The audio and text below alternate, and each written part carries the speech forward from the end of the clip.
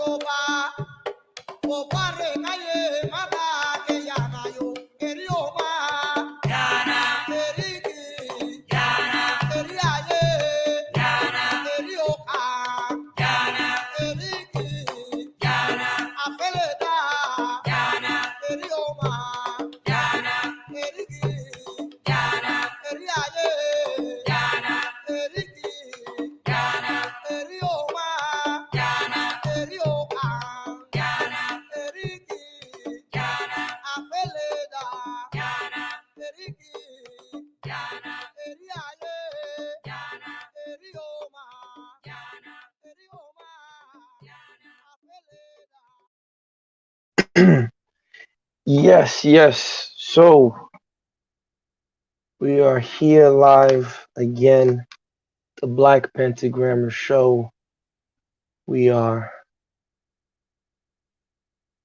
talking today the usual occult, hidden things, the parts that modernity doesn't want you to see. So we have the Bitter Medicine podcast um, with us today. Glad that you could join us. Um, I'm going to reach out to Jose and try to get him on. So just give us another 30 seconds to 1 minute and we'll start.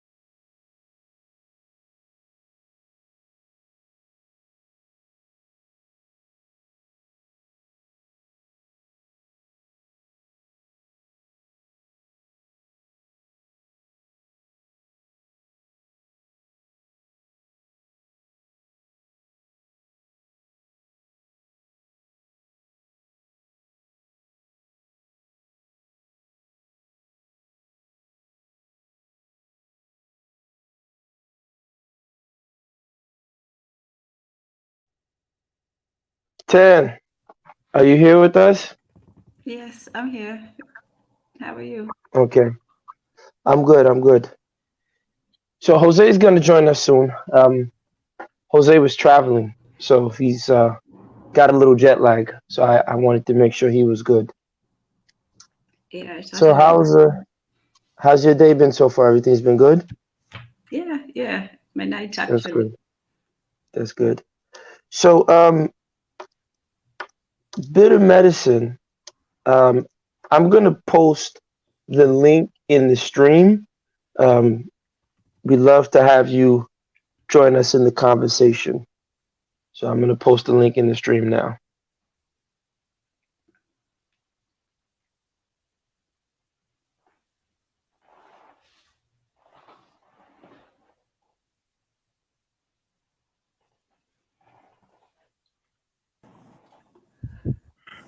Yes, sir.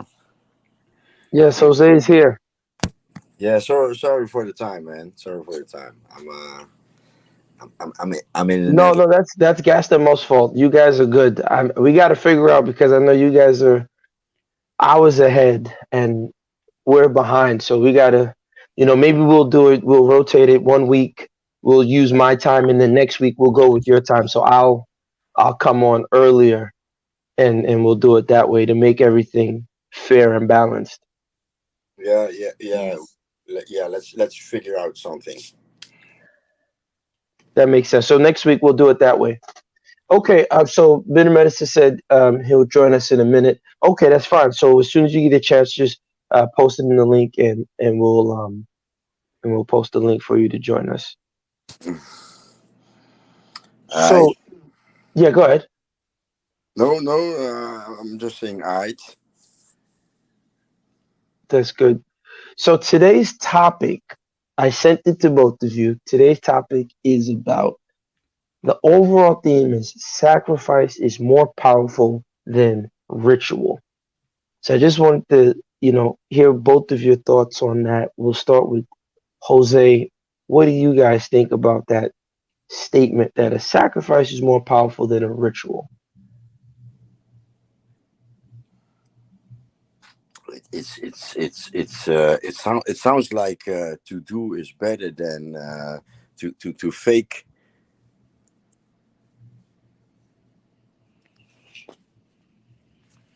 Hello. We can hear Uh, you. Go ahead. Yeah. What did you? So you're saying that to do is better than to fake. What do you mean?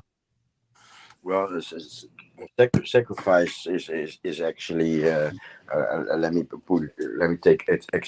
Let me take time as example. Sacrifice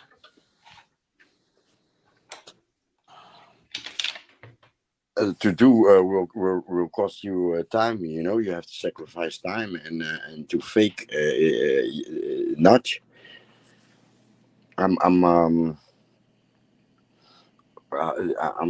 a bit surprised by the question, but I'm so that glad he started with you.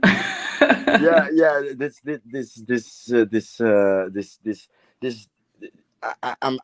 I'm like, really, don't you get it what I mean? It's yeah, I want to say, yeah, that's it, don't you understand? But the yeah. So then, before we get to 10, let me flesh out a little bit more. Let me push, right? So, what is your thought process when you think of sacrifice, and then what is your thought process when you think of a ritual? mm, you know, sacrifice. I always say there has to be, for us, about fixing us, fixing us, fixing our people. I always say there has to be at least one and maybe two generation that has to sacrifice themselves, right? Okay, and I hope that you understand do you understand, do you understand what I mean, or do I have to shed some light on that? A little bit more light. I know I'm pushing you, but Okay, okay, okay, don't okay. mind. Uh, so so um so there has the uh, uh, uh, yeah, let me stomp myself on the chest. There has to a generation has to sacrifice their own career, their own money, their own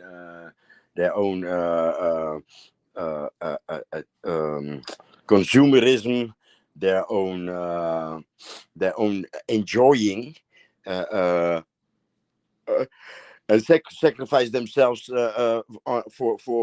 for our boys in the streets to give them to not grow up defeated, right? Because So basically, it Afghan involves giving Afghanistan, something up. giving something up, exactly, instead of the ritual, copying the previous generation, or copying your immediate surrounding, but just by getting along, just by being the consumer instead of being the consumerist. uh, uh, uh, be the shelter, be the you know you get it. No, that makes sense. Makes perfect sense. Makes a lot of sense right there. Okay, well, Tenzin, good luck. Okay, let me give it my best shot. Well, one of them anyway. Um, for me, the reason why sacrifice is more powerful is because in sacrifice, something is taken from you, something that you value, you have to give it up. I think you said it earlier. You have to give something up, and that is more painful than ritual, which involves merely doing something, or for the symbolic. So ritual is like a symbolic of sacrifice because you're symbolizing the giving up, but you're not really giving it up. Even the rituals of well, the most painful one was usually the ritual of initiation. So you would be forced to endure the pain, whatever it was. It usually involved pain, whether it was scarification or other forms, but it usually involves pain. So you're giving up your present comfort, but you're gaining something better in return. But sacrifice, you are giving up something that you value, and I don't know what you're getting in return for sacrifice, but there's certainly something there. But it's more painful because you are giving it up. This one is more symbolic. The ritual is symbolic of the death, and sacrifice is death, whereas ritual is merely pain. That's a great point. So ritual, can involve pain, but sacrifice, they're definitely giving something up. So And death. uh, uh, yes, it can involve death, definitely. Well, It the can involve, ultimate, the origin of yeah, sacrifice was death. But, nowadays it can be sacrificing, money, your time, whatever is valuable to you. But ultimately, the most valuable thing is life. So the ultimate sacrifice is death. which shout out to Jo. Thank you for joining us, Jo. Appreciate you. Um, glad that you're in the house with us. But yeah, so basically, sacrifice, like Jesus Christ, right? He's seen as the ultimate sacrifice because he gave up for our sins. That's what the Europeans told us, right? When they came to Africa. And so we have to follow him and give up our land and our culture in But exchange not for this only guy's sacrifice, giving right? up, imagine, you see, I think that the greatest person who gave something up was Abraham, because Abraham, not just, God lost his son to the humans, but Abraham was told to kill his own son. That's way more visceral than somebody just witnessing the death of his son versus somebody being commanded to kill him. But sorry, Yes. I So he was told to, get rid of his son, right? yes. That's an interesting. That is a very interesting. Um, yeah, that is interesting. So let's proceed. Um, I wanted to get your thoughts on the rituals of modernity. So, based on, because like I said, I sent it to you guys. I was hoping, I know it is maybe a little last minute, but just what are your thoughts on some day to day rituals that you guys see within modernity? And we'll start with 10. So, what are some rituals and things that you see within just, your observation of living within the West? What are some rituals you see that occur in the West that we might not see as rituals, that we might just take as commonplace? The most the one that to me impressed me most was the ritual of time. This, and now it has become actually the norm, so it doesn't seem very ritualized, but our attitude towards time was very different. When you go to some places in Africa, people, like, they don't even have a conception of time, but they almost still do, because they do the same things at around the same time, not at exactly the same time. And this exactitude to time, to me, seems one of the rituals.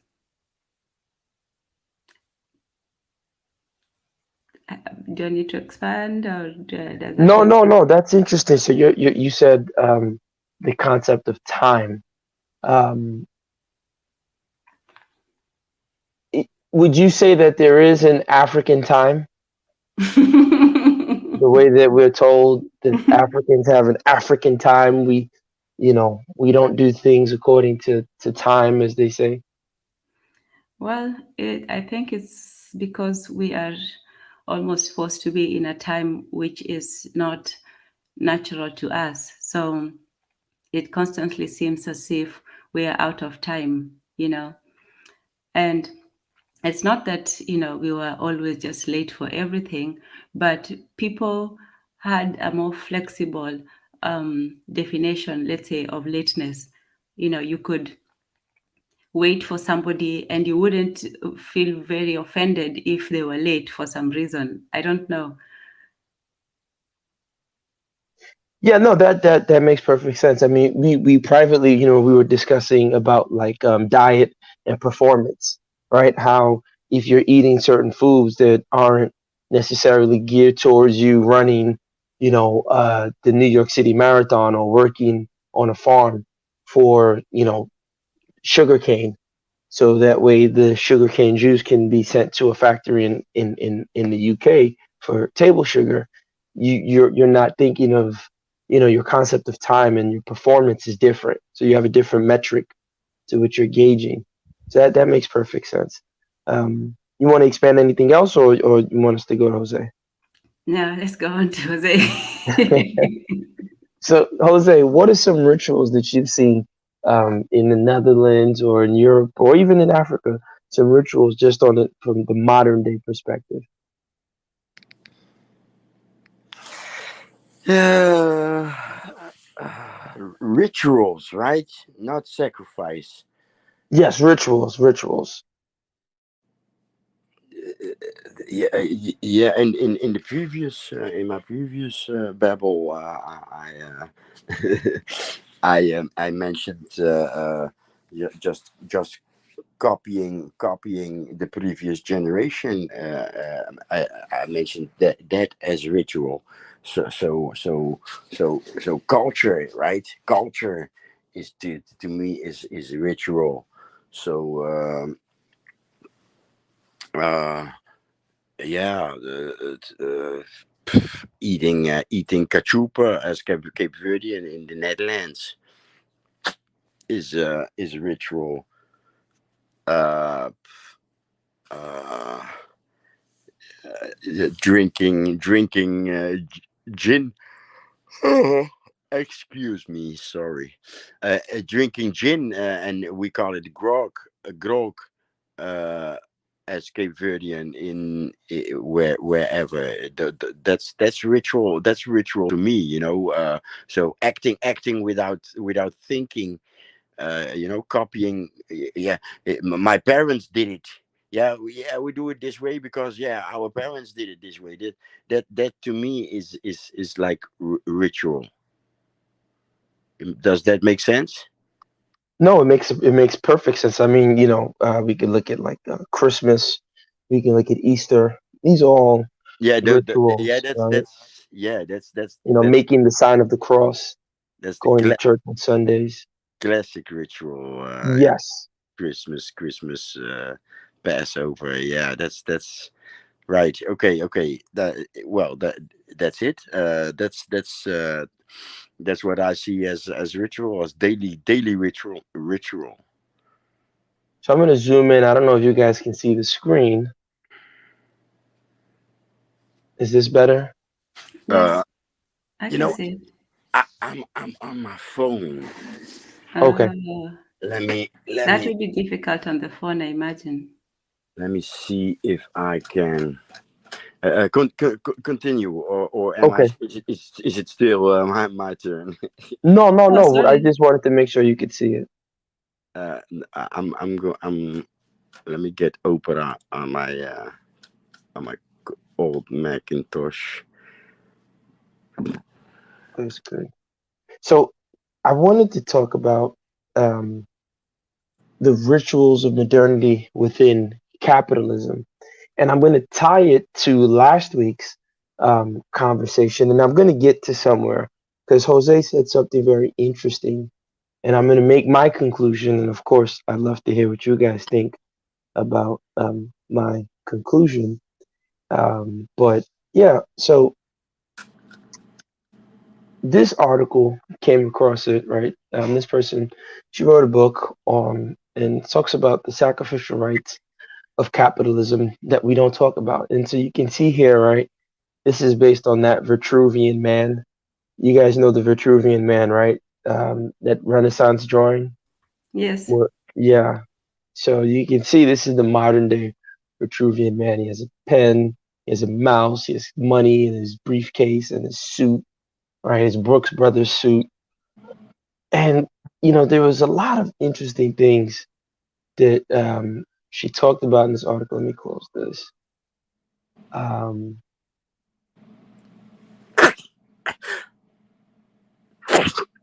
Bless you. Oh So, shit. so the book that she talks is it's called "The Tale of Two Capitalisms," and I find it interesting because she's Indian, so I'm sure her perspective, right? She's, in India, you have all these you know shout out to PAIII Alkebulan. Shout out to you for I think he goes joining. by Pi Alkebulan. Oh, Pi. Pi Alkebulan. My apologies. Yes. English Greetings, is not my Pi. first language. English is not my first language, so I'm actually a Nigerian. Don't allow my American accent to fool you. This is just what I do when I walk with the Igbo people. But no, shout out to Pi.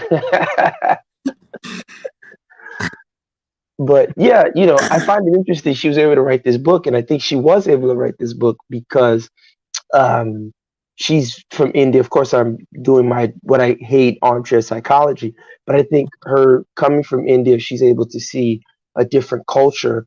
And India, you have polytheism, so she's able to look at it from what right here you see the primitive from the so-called primitive lens. And she talks about, for example, let me read this. It's here, capitalism's official story, that there's a linear progression, right? People always talk about this idea of progress.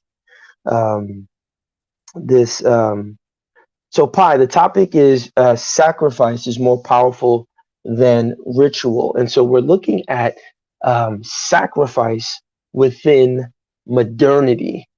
And my whole premise is that sacrifice is a key tenet to modernity, and I'm going to give evidence, or what I would assume to be evidence of that, and I'll throw the ideas out there.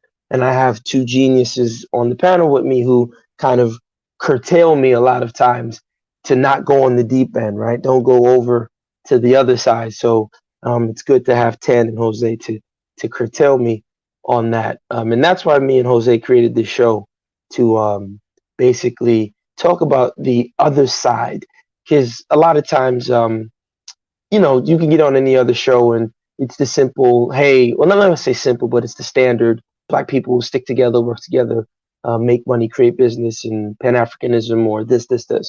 So, this platform is not that. This platform is more along that, philosophical, right? Ideal, just deep ideas and deep thinking. So that's where we are in this platform. But so again, I'm reading here. I don't know. Should I highlight it? Is it better if I highlight?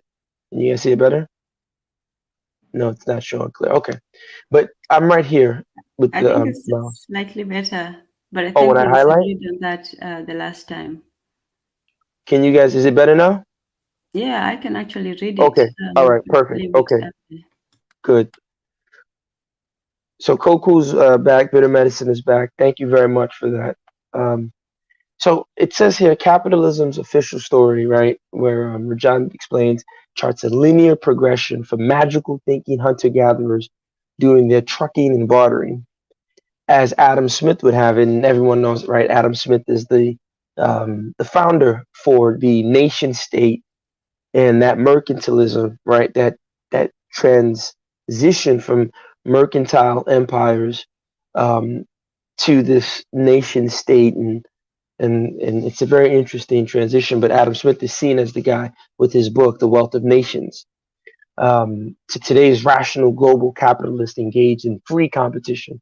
This story insists, and here we come to a tricky part, that when individuals act in their own self interest, the best results occur for everybody. Millions of self-centered actions add up to create an equilibrium that gives birth to a society that is fairer and more stable, creative, and abundant than ever before. And before I go further, I just wanted to do you guys think that this is true? Do you agree with this assessment of capitalism's official story? Do you disagree? What are your thoughts?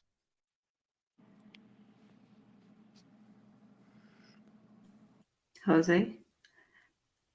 Well, firstly, I think that you have to have individuals believe in it in order for it to work. I think that's the central aspect of capitalism or the dream or, whatever the empire at the time is, that you have to believe that even if you, whichever way, it's one of those things where you say, even if you lose, you lose either way. I can't remember the exact saying, but yes, you're damned if you do and damned if you don't. So if you do believe that you can progressively climb the ladder, and progress not just in terms of historical progress, that we're always better off than the people in the past. The people in the past have always occupied this backward, not just in time but also in civilization. So everybody who comes before you necessarily is backward. So the people, the idea of progress is both historical and personal. So the same story goes for the person. You're supposed to progress as an individual.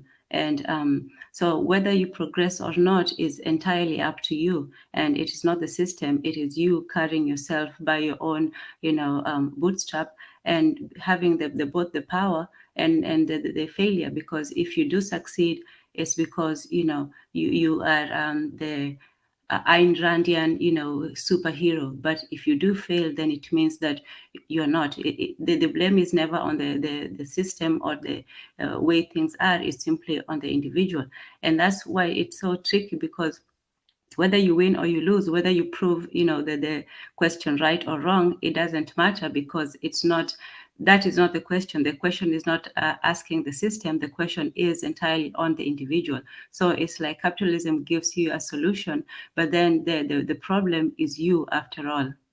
I don't know if that made sense. No, no, it makes perfect sense. I'm glad you mentioned Anne Rind.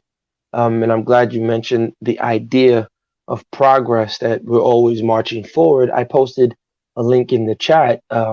You guys can copy it. So one of the better books I read years ago by Robert Nisbet, and it talks about the history of the idea of progress. And this idea of progress, inspired Darwin. It's actually behind his idea of evolution. It it's in my opinion, a misinterpretation of what the Greeks were thinking. But he does a really good job of exploring where this linear progression forward that we're caught up in, where it originates from. And Jose, you Huxley there with us? also Yeah, went go off ahead, with Censor. no, I said, in regards to Darwin, Thomas Huxley, the grandfather of Aldous Huxley, he also went off, with he started, the social Darwinism, and produced that whole measuring of scars and all this, racist pseudo nonsense that they created back then. But yeah, it gave them a leverage to work with. So yes, go ahead. Jose, you there with us? I'm here. Yeah. So, what do you think about this particular part that I highlighted?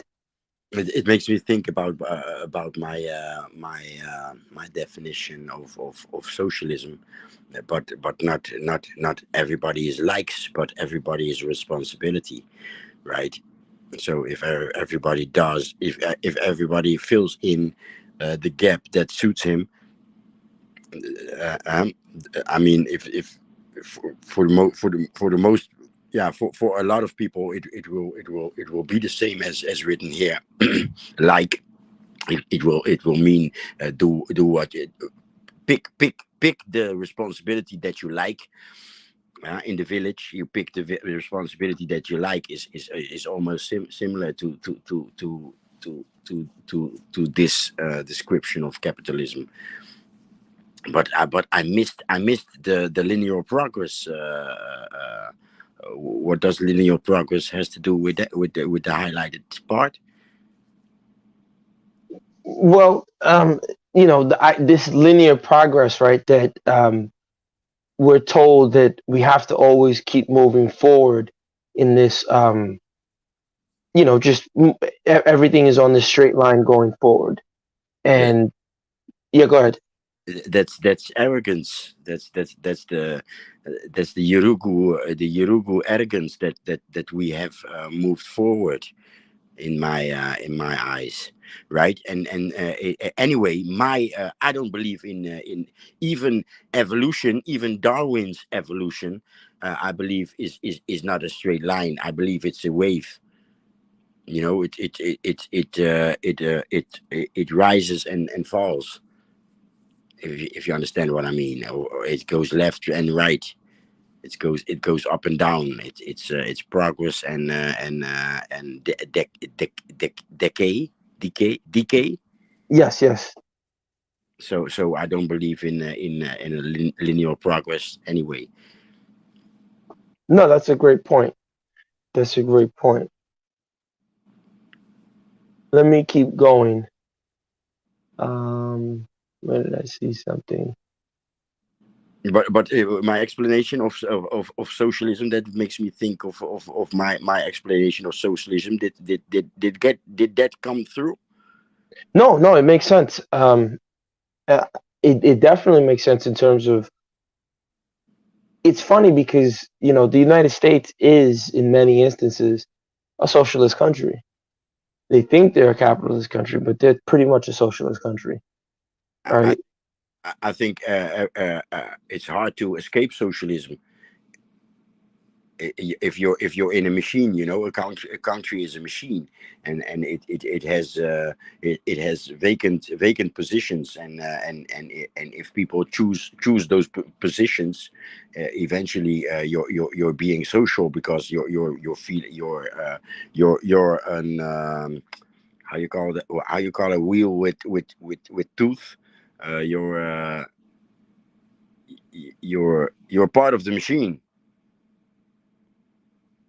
You're being part of the machine, right? So you're being social. You fill in the gap, and so doing, you make the machine work.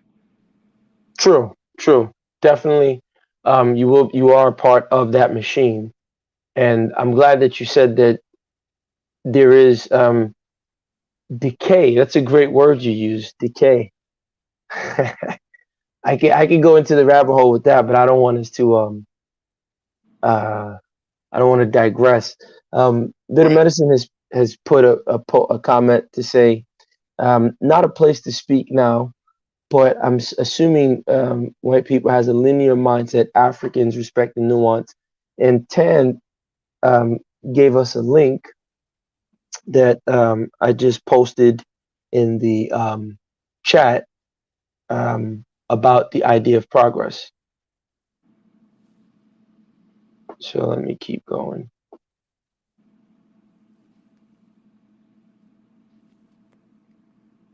Is human progress an illusion? Yes, let me keep going.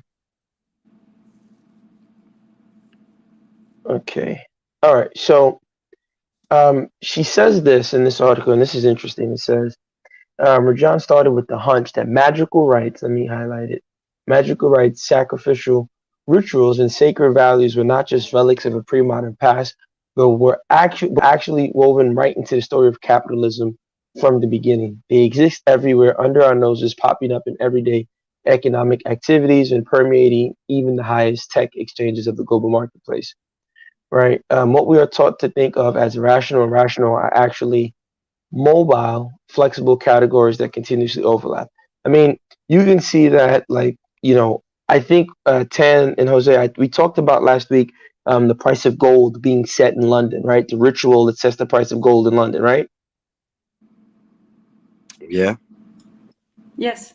Yes. So last week, if you guys didn't get to see it, those in the chat, we talked about rituals that were being undertaken. For example, the price of gold is not set by the market; it's set by five guys in London, right? That's you can look at the secret societies. You can see all kind of rituals that are played out on a daily basis, and so Even the ringing of the bell in the stock market. yes, yes, definitely that. So here's the part that I want us to touch on.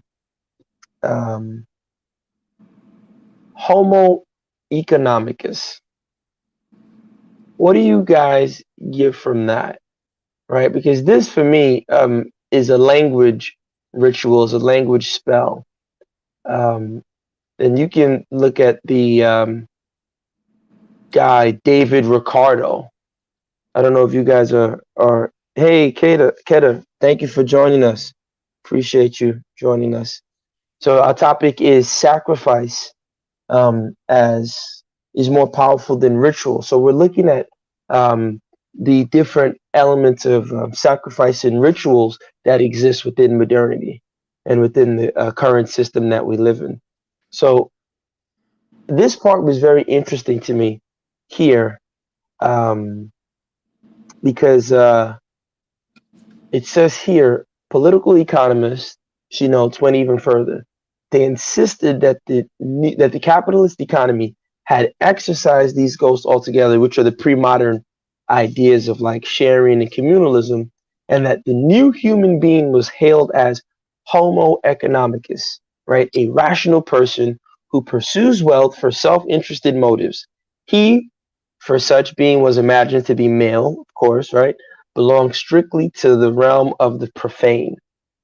So I look at this as an interesting form of linguistic, like a spell. So you create this term of homo economicus. Man has to just be trucking and bartering and just, like they say, only out for these rational purposes. That's why every time you're on YouTube, I don't know if you guys see the person who says, "Hey, listen, are you tired of being broke? Why don't you come sign up for my program for $10 and it's actually free. I normally charge $3,000, but Jose, I'll teach you how to trade stocks. I'll teach you how to trade crypto. I'll teach you how to trade, forex. You can be rich. Don't be, I don't know if you guys have seen these advertisements on YouTube and all over the place. No, no, you in America obviously get other advertisements.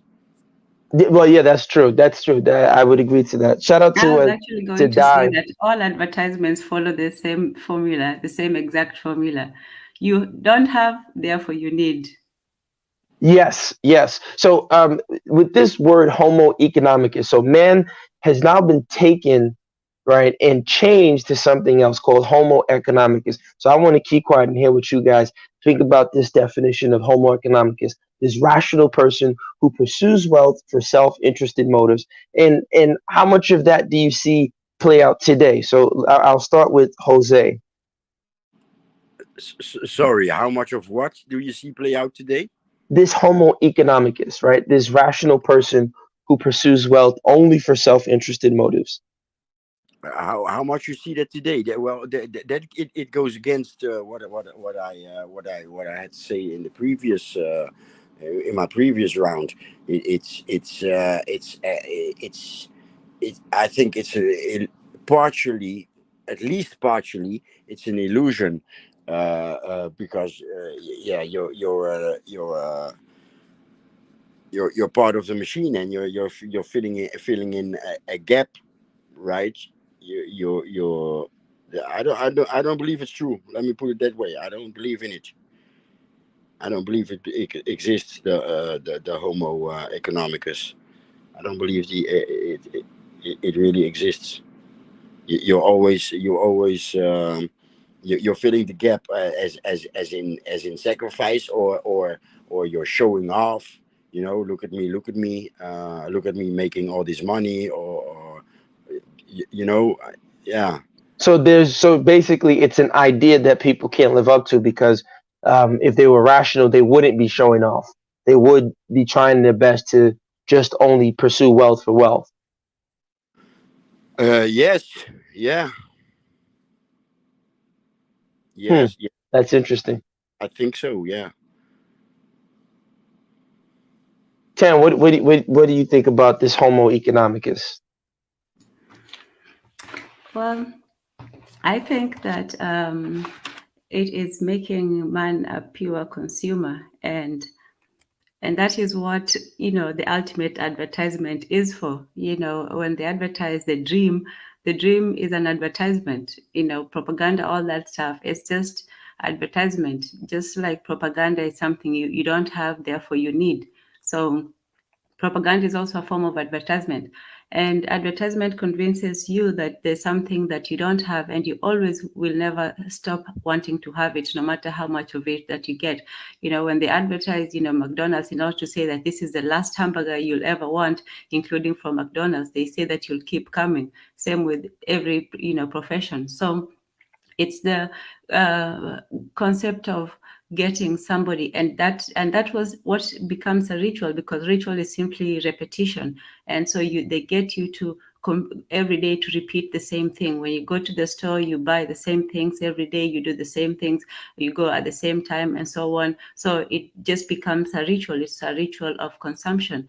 And the God behind it is the God of the self, the individual. You are your own God. You are free to make and break your life. You are free to become the best person you could be, and the president or the superstar or whatever.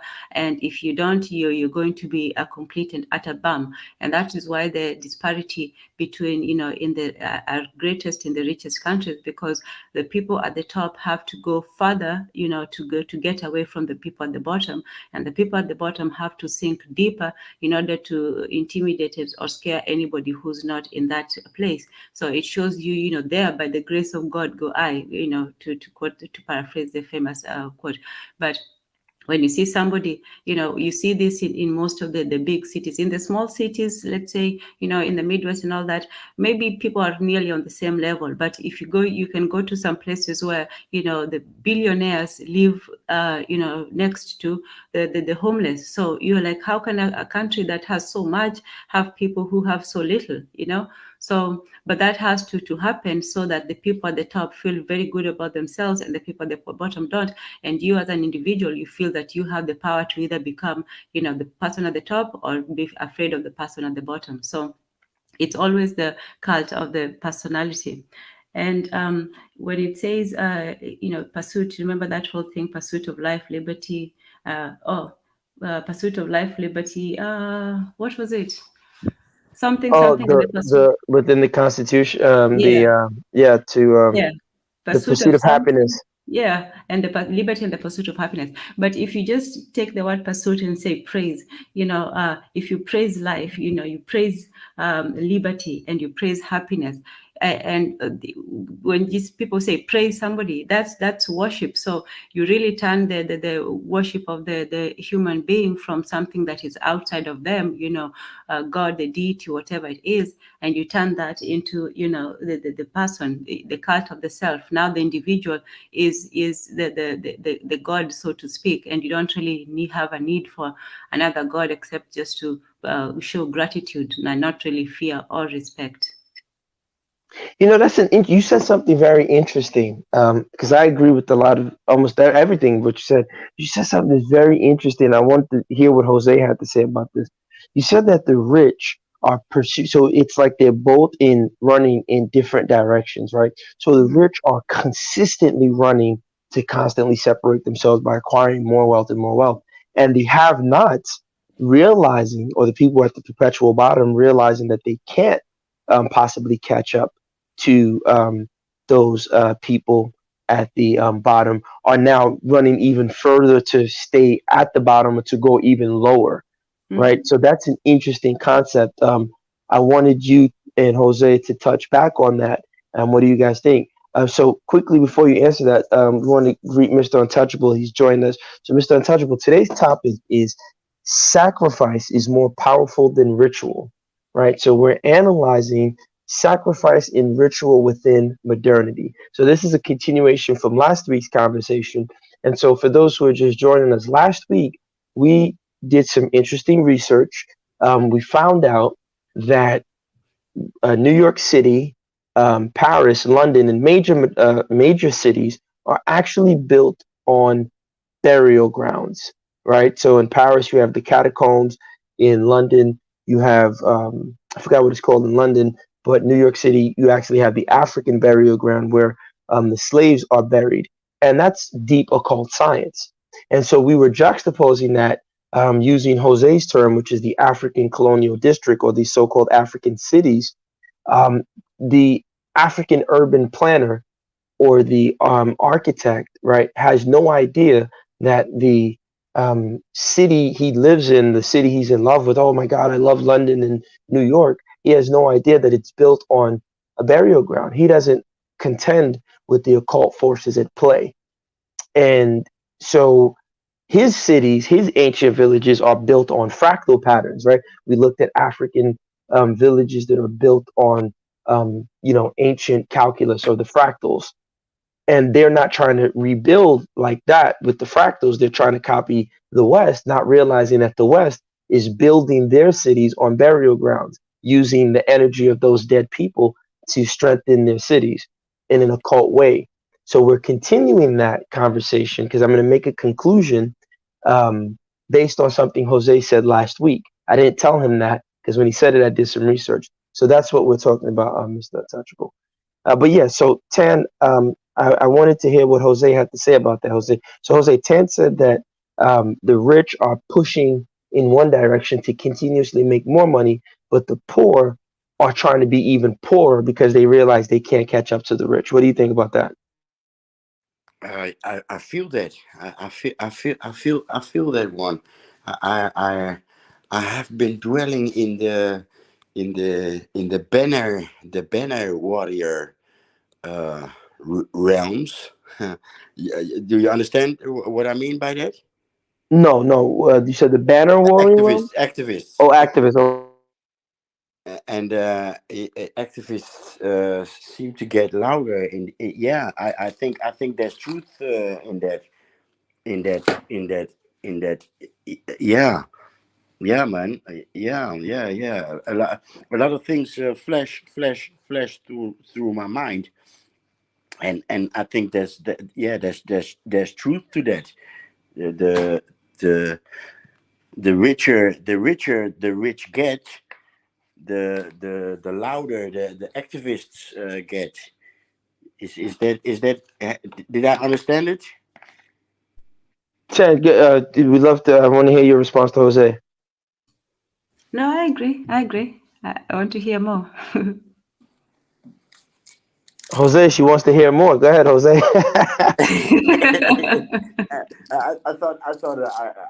put it I put it Okay, fair enough, I, fair enough.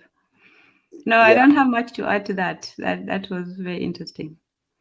Exactly. I myself don't have much to add to that.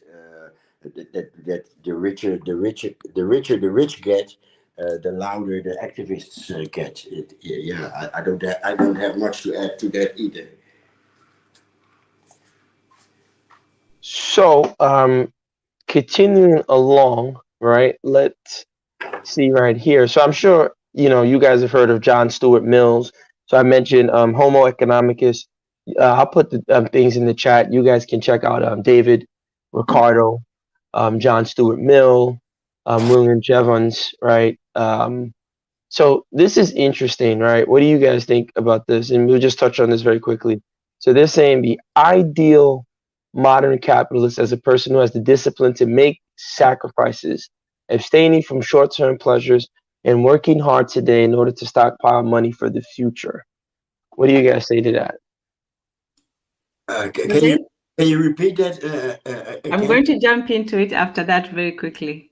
Yeah, so the ideal modern capitalist is a person who has the discipline to make sacrifices yet abstain from short-term pleasures and working hard today in order to stockpile money for the future.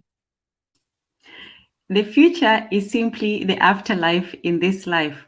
Like we said, changing the deity from the outside, God, to the inside, the individual and money. So in the religion, you are supposed to wait for the afterlife, but this one, the future is your perpetual afterlife. There's no, you're never in the future. The future never comes.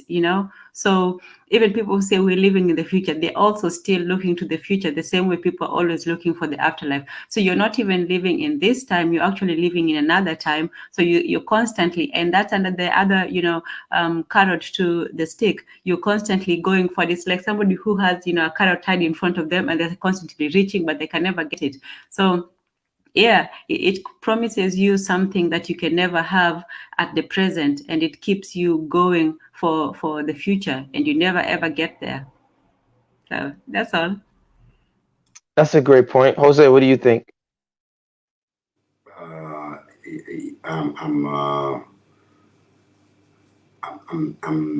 I'm scratching my head, figuratively.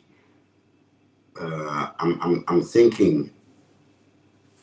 I'm a bit distracted by what Tenzin said, because I thought that was very interesting, that you you're busy with the afterlife, because tomorrow or the future does not exist. Everything happens in the present, and that's true. You remember the past in the present. You live the present in the present, and you wonder about the future in the present. And that took me that took me off. So I lost the subject because of that. Okay, so basically, the definition that they said is that the ideal capitalist is someone who makes, going again on along the line of sacrifices, who makes sacrifices, abstaining from short-term pleasures and working hard in order to stockpile money for the future. What do you think about that? Yeah. Okay, okay. That is still in the line of what I think is the ideal socialist. Yeah. Uh, so you sacrifice, for the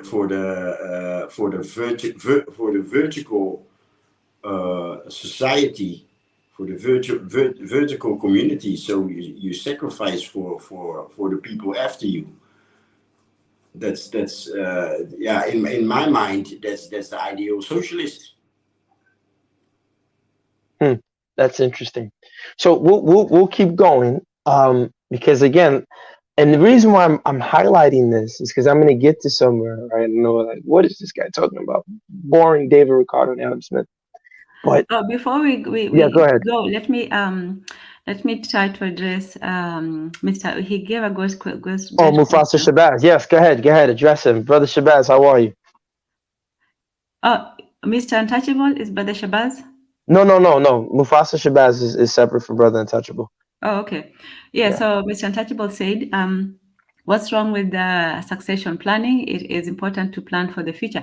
Oh, absolutely. It's not that you shouldn't plan for the future. In fact, the people who, promise the future are the very people who plan very, very specifically and categorically for the future. They do believe in the future. Not to say that the same thing with the afterlife. The people who plan for the afterlife absolutely believe in the afterlife, and they spend their whole life, night and day, preparing for it. So whether it exists or not and planning for it, there's nothing wrong with planning for the future. Of course, you're planning, but you're planning for it in the present, and you're saying that this is a future present. The future in itself just it's something that is always promised, that you can always have more and more. And the people who do believe in it's like the fear of the future versus the embrace of the future. It's like being worried at 20 what you're going to do when you're 80. It's good to have some kind of legacy and thing in the works, but to constantly worry about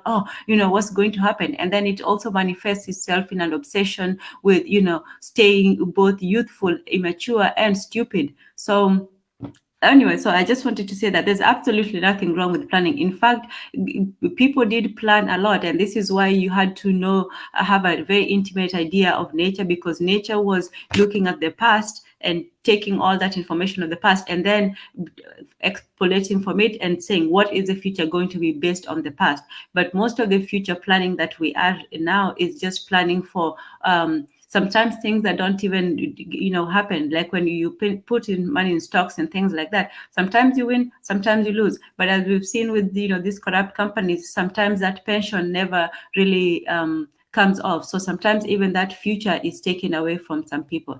But no, nothing wrong with the planning for the future, nothing at all. It's just Oh, no, sorry, go ahead. I'm over explaining things. Go ahead. No, no, no, no, no, not at all. I want you to address the people in the chat. Mufasa Shabazz, I think it was directed to you. He says you can never get there. If you invest into the future, you can definitely benefit in the future. What do you say to that? Oh, of course, you can benefit from it. You can benefit. What we were talking about is this idea that you can always get better, that there's always more to be had on the other side, that you're always supposed to increase your riches and you can never get to a point of contention. If you plan very well and you have your goal and you say, this is what I want and this is how I'm going to get it, and you get it, that's all and well. But what we're saying is that there is a constant need to be constantly increasing, even if you get all the things that you want. Was there a time when, let's say a billionaire said, I have enough money, now I can sit back and enjoy it, now I can stop accumulating it? There is never that point where you have enough money to say that now I'm living in the future. That's what I'm calling living in the future. It's not, in fact, when you do get what you want and you retire and now you're just sitting back and saying, okay, now I'm done working, now I'm done accumulating, now you're living in the future. That's literally living in the future, because this is something that you had planned all your life. But the constant accumulation is what we're talking about, the constant accumulation of things that you can never really stop increasing the sum of your wealth, and you can never really enjoy it. Is that understood? Yeah, no, I mean, Jose, 10 is a force, right? And yeah, I agree with Professor. If you invest in the future, you will live in the future. There will be a time in the future when you'll be living in the future, and that means living in the present. And living in the present means that now you can fully enjoy the benefits of the present. Now you, let's say, as an elder, in the African community, can now just sit back and enjoy life, and you don't have to strive, you don't have to go forth and still be fighting and scrambling and doing all these things. Now you can enjoy the peace of life, which is the present. But as long as you're constantly accumulating, you are living for the future, not in the future, but for the future. Yeah, I'm yeah, 10 is indeed on fire today. Man, 10 is a force, right? 10. I, I, I, You guys in the chat, you better come correct, man. 10 has she has some real big guns. She has a big Western cannon, and a Kenyan cannon too. So she has a large cannon at her disposal. But funny, Jose, when Tan was explaining about the future and preparing for the future, I just thought of the concept Back to the Future, right? It just came to me, right? Like, wait a minute. So just gave me a whole new meaning to the idea of Back to the Future. But I don't want to get into that. It's another rabbit hole. oh, get into that. Get into that. No, no. Oh, don't encourage him, Jose. We were supposed to rein him in, Yeah, remember? don't rein me in. Don't listen. I don't want to do that. But no, I highlighted this other part, Jose and Tan. I wanted to because again, we're on that theme of sacrifice, and so this is interesting because it's going to tie in, and in a way, it's kind of like I put the cart before the horse because where I'm going to go next, you're going to see where I'm going to lead to something else. So this is kind of exploring the modern world that we have today, right? Where it comes from. This Adam Smith, this John Stuart Mills, David Ricardo, these philosophers who gave us this modern world that we live in. So I want to hear your thoughts. Let me read it. This thing I've highlighted. It says, Adam Smith. yeah. So the ideas of sacrifice and sacred values also come into play in the theories of labor. Adam Smith described labor as the most sacred and inviolable form of property a person owned, positing it as a sacred source of the nation's wealth. The pious foundation of the economic system itself. So I'm gonna say that again. These, as I always say, these people are in a weird form of juju with us, right? Linguistic juju that we're under. So labor, he's saying, is a sacred, right, and inviolable form of property a person owns. So you own it and it's sacred. Your labor is sacred. But this sacred thing that you own, your labor, actually is the source of the nation's wealth. Now he says we sacrifice ourselves. Again, sacrifice in our labor in order to have the gift of ourselves in return, he wrote in The Wealth of Nations. Labor is sacrificed, sacralized, and regenerated. British political economist David Ricardo, Mill, and Jevons followed him in describing a circular give sacrifice economy embedded within the labor theory of value. So, Mufasa Shabazz said something interesting. I'm going to open up the lines as soon as we get to the conclusion, and we'll start letting people on to come one by one and bring their pushback. So please write down your criticisms for or agreements as soon as we're done going through this. We're on good time. We shouldn't be too long. But Mufasa says everyone doesn't believe in stockpiling money just to sit and spend it and do nothing. People die and wither away like that. Um, Cater says at 10, nicely explained, nice explanation. Mr. Untouchable said Mufasa should come on. Yes, we'll definitely do that, Mother Untouchable. And Tan has responded. And so I guess they're going back and forth in the chat. So this is interesting. So again, look at this. So they're saying that labor is sacred to us as individuals. However, it is the foundation of the economic system itself. And we have to sacrifice ourselves in order to bring life. See, this is me thinking like a voodoo man. In order for the Leviathan, for the nation state, for the body politic, right? That's why they call it a body politic. For this body to come to life, we must die. And what we kill is our labor, our bodies. We are giving our bodies, we're giving our very blood, sweat, and tears to this body politic. And we must die in order for this body politic to come to life. So I wanted to hear what you guys thought, or what you guys think about this part that's highlighted. We'll start with Tan. Well, I'll go back to the whole concept of the cult of the self. So, in the old system, what is being praised and worshipped is something that is other, but in this one, it is the person. So you're both the God who is, being worshipped, and you're also the self-sacrificial God. So you have to sacrifice yourself in order to save yourself. So it is still a very internal sort of a very civil one-sided cult which people do worship, but they don't realize that what is outside is actually bigger than their single individual selves. But yeah, labor is as Mr. Untouchable says, is sacrificing your energy, time, and life force, and you're giving that to somebody else, and the return for the future, and it's always that promised future that is advertised. So you say that, oh well, I'll sacrifice me now for the me in the future, and that me in the future sometimes might not even come. So the promise is more powerful than the actual realization of it. Shout out to Mwende Tazi.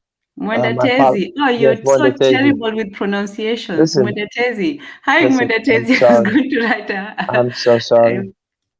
okay. It's okay. Jose, what are your thoughts on the part that's highlighted in terms of labor as a sacrifice for the body politic or for the nation? Yeah, I'm still this whole show is still on my definition of socialism. I, I'm I feel like stuck in this show because even this highlight also defines or underlines that we're speaking of my definition of socialism. So sacrificing for the greater for the community, for the greater cause. it's I'm it's like this the same. It's like every time in every round we're still stuck in my definition of socialism. I don't know what to add. Hmm. Jose, can you please, for me, tell me what socialism is? Well, socialism is a responsibility, right? In this world that is dominated by the American worldview, we should be scared of communism and socialism because it's sharing, right? It's taking from the rich that supposedly have worked hard for their money and to share it among the poor, right? But what people always forget is that everything is shared, including including responsibility.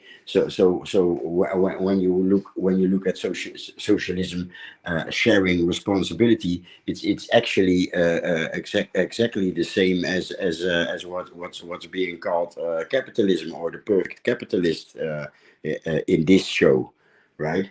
So you pick what you like, and you get and you yeah you pick what you like, and you go do that as labor or as an entrepreneur or whatever. But if you pick what's vacant, then eventually it's the same, right? Because you choose you choose the how you call profession. You choose something in your profession or in your likes, in society. So society is actually al- always social, right? Society is always social because as a member of a society, you pick the vacant job that fits you. You understand? So it's you actually can never escape socialism, because you're a part of the machine. Get it? Is that the explanation okay? Yes, absolutely. Absolutely. Thank you. And I wasn't being facetious. I really do want to know because I was thinking it was more like, the socialist, Marxist principle and so on. But yeah, I appreciate the explanation. That's an interesting point. Let me. So so again, I'm leading us somewhere. So Mwenda, I'm gonna put the link. I just want to get to the destination first, and then we'll I'll open up the lines and we'll start getting differing opinions to make it a little bit spicy. But our platform isn't really like other platforms. We get to where we want to get to first, right? So kind of like Fela Kuti, right? It's Afrobeat. We'll give you the introduction, the horn solo, then we'll tell you our argument, and then end the song. But at the end of the song, we'll allow other musicians to come and join us. So that's how we'll do it. So I want to share something. Let me share my screen because for me, I think we all can agree that there is um, a concept of sacrifice within the modern Western system. Um, Let me see. All right, cool. So I read this book years ago. Let me just show you guys the book. It's a book a lot of people don't really I don't it's not as famous, I guess. But it's very well written. I actually got the book when I was writing um my thesis. Foucault actually used it from one of his books. I can't remember. I'm getting old, but it's called "The King Has Two Bodies" or "The King's Two Bodies," right? Medieval political theology. And so let me get to the premise. Let me just quickly click on the wiki. So the reason why I'm going to touch on the king's two bodies because I want to show you guys what my whole premise is, and I'm going to lead into something. So if you guys just give me a few minutes, if you don't mind. So when I read this, I said, "Oh, this is interesting, right?" So it says it concerns medieval political theology, right? And the distinction separating the body natural, right, which is the monarch's corporeal being, right, his actual body, and the body politic. And so effectively, um, this is a real nice big word, numismatics, right? The study or collection of currency, including coins, paper, money. So again, this is interesting, right? Scholarly technique in the book includes the use of art, philosophy, religion, law, numismatics. And the reason why I like this word right here, um, I like to learn new big words, is because, again, not my idea, but stealing people like Jordan Maxwell talking how taxation and the flow of currency is like the flow or the liquid flow of blood going through your body, right? That's why when you have cash, you're liquid, right? And then when you have no cash, you're broke. Your system is broken down. And so, yeah. So he uses these techniques to write this book. So effectively, let's read it. It says, the king's two bodies. Um, it attempts to show how a monarchical state or monarchical state developed out of Christian religious beliefs, specifically as articulated in mid Tudor England. At that time, English legal doctrine saw the physical body of the ruler as joined to a perfect, immutable, and eternal body of the whole polity.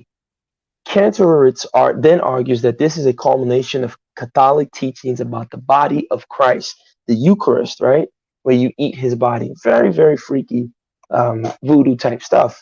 So basically, what they're doing is they're saying, okay, the king is the king. He's the king of this land. He has a body.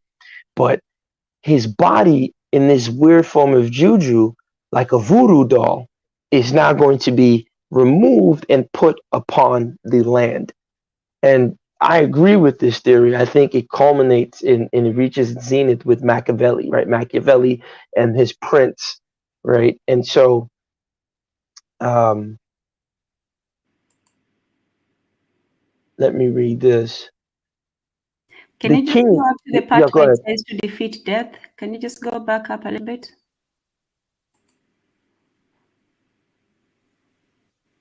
Right Oh, here. So yeah. The the book book is is structured. structured. So Yeah. let me highlight it so you guys can see it.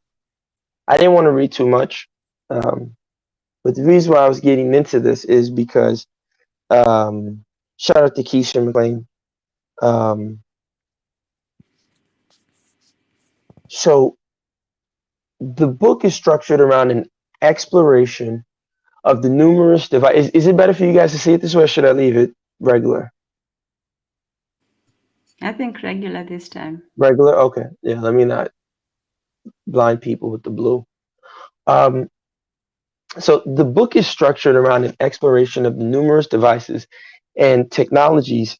So think about this, right? Medieval theologians and lawyers, right? Lawyers, very interesting people. Um, Let me segue for a second. There's a guy, Zygmunt Bauman, 10. I don't know if you've heard of him, Jose. He wrote a book called Legislatures and Interpreters. Very, very interesting book. You guys should check it out. I'll No, post no, it not. in there. Yeah. He wrote a book called Legislatures and Interpreters.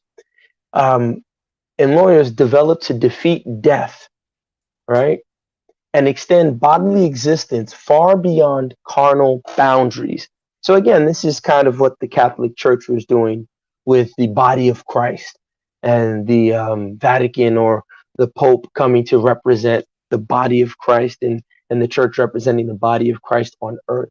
These are all voodoo type, occult type interpretations, but again, they're hiding it, in my opinion, behind Catholicism. They're hiding it behind this normality, as if it's just normal everyday practice. But this is very weird stuff that no one else did, right? Like when Shaka the Zulu died, he died. That was it. They buried him. New person comes into play.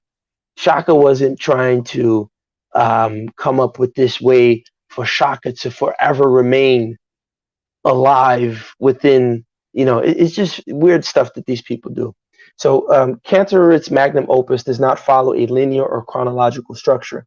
Some scholars have said it is free-minded and unsystematic, like a happy society of fairies, blah, blah, blah.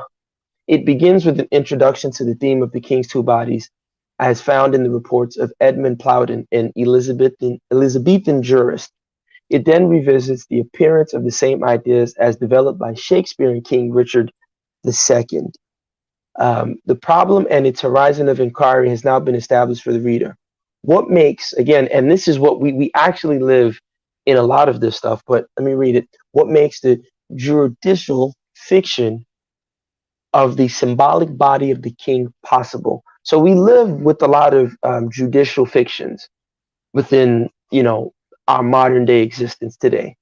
There are a lot of judicial fictions that, so for example, you can put someone in jail for life and civically they're dead. So their body may still be alive, but according to, civic law, they're technically dead. So there are a lot of judicial and juridical fictions that we live within. Again, forms of juju that no one questions. We just accept them as happenstance and normal things. Um,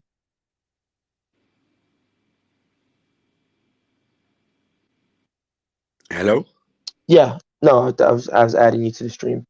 Oh, So yes. Thank you. I'm switching. I'm yeah, switching from phone to laptop. okay. So So I leave. I'm leaving this one. okay, okay. Can you hear So me? yeah, we can hear you. We can definitely hear you, Jose. So here we're on. Let me give me a second.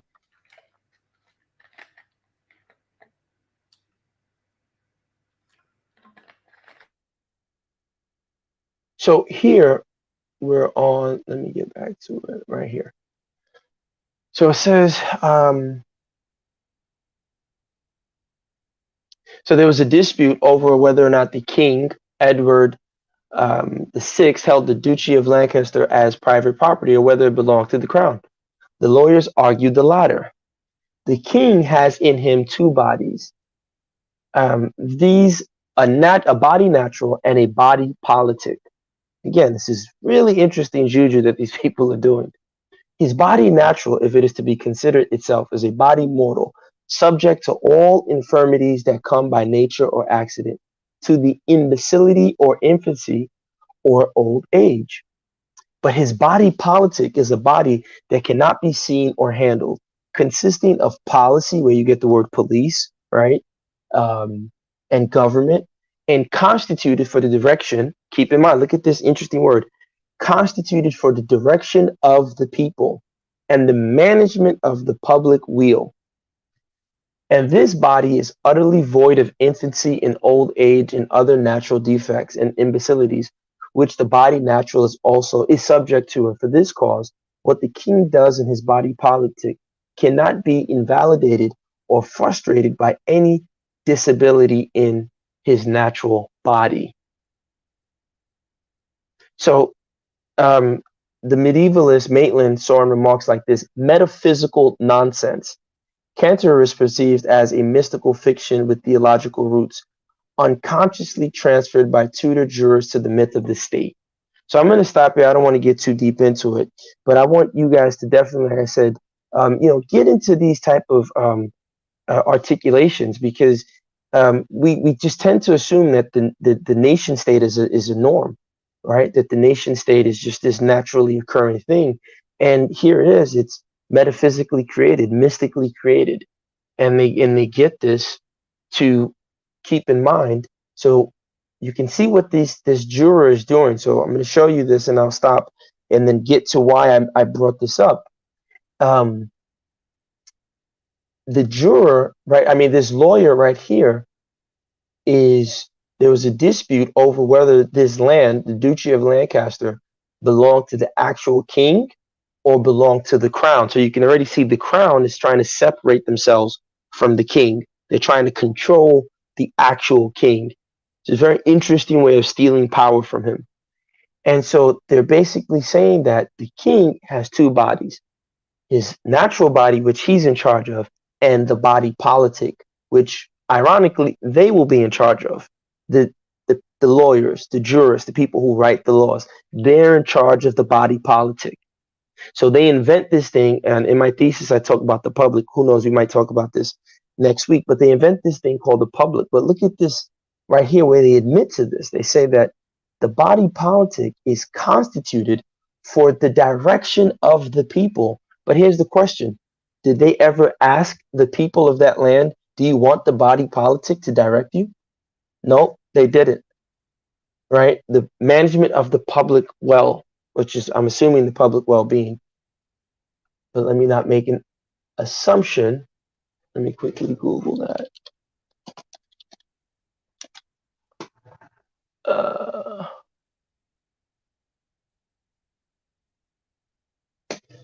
Let me quickly Google what that means. Public well. Huh. Um, Prosperity. Yeah, well-being. Okay, so I was right. So it's the public well-being. I was right. And this body is utterly void of infancy, old age, blah, blah, blah. And so what the king does in his body politic cannot be invalidated or frustrated by any disability in his natural body.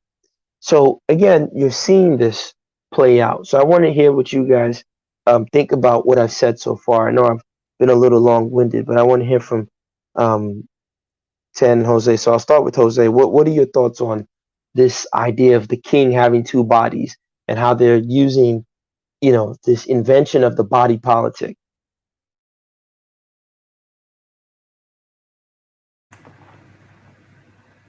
Um, um, it goes over my head.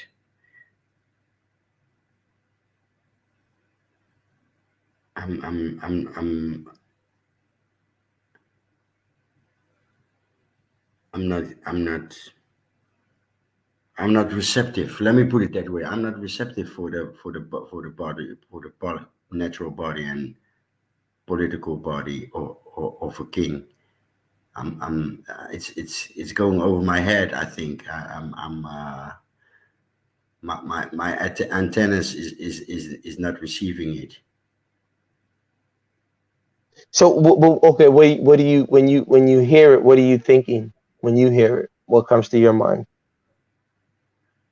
The Uh, idea of a body politic. So, in the old days, the king was the king of the land.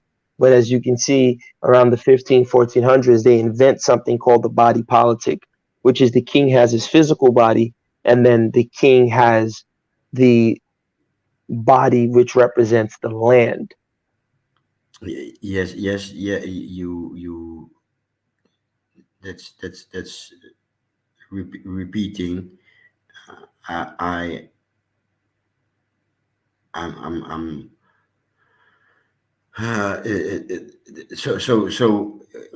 in other words, let me try it in other words. The coat of arms of the king is the body,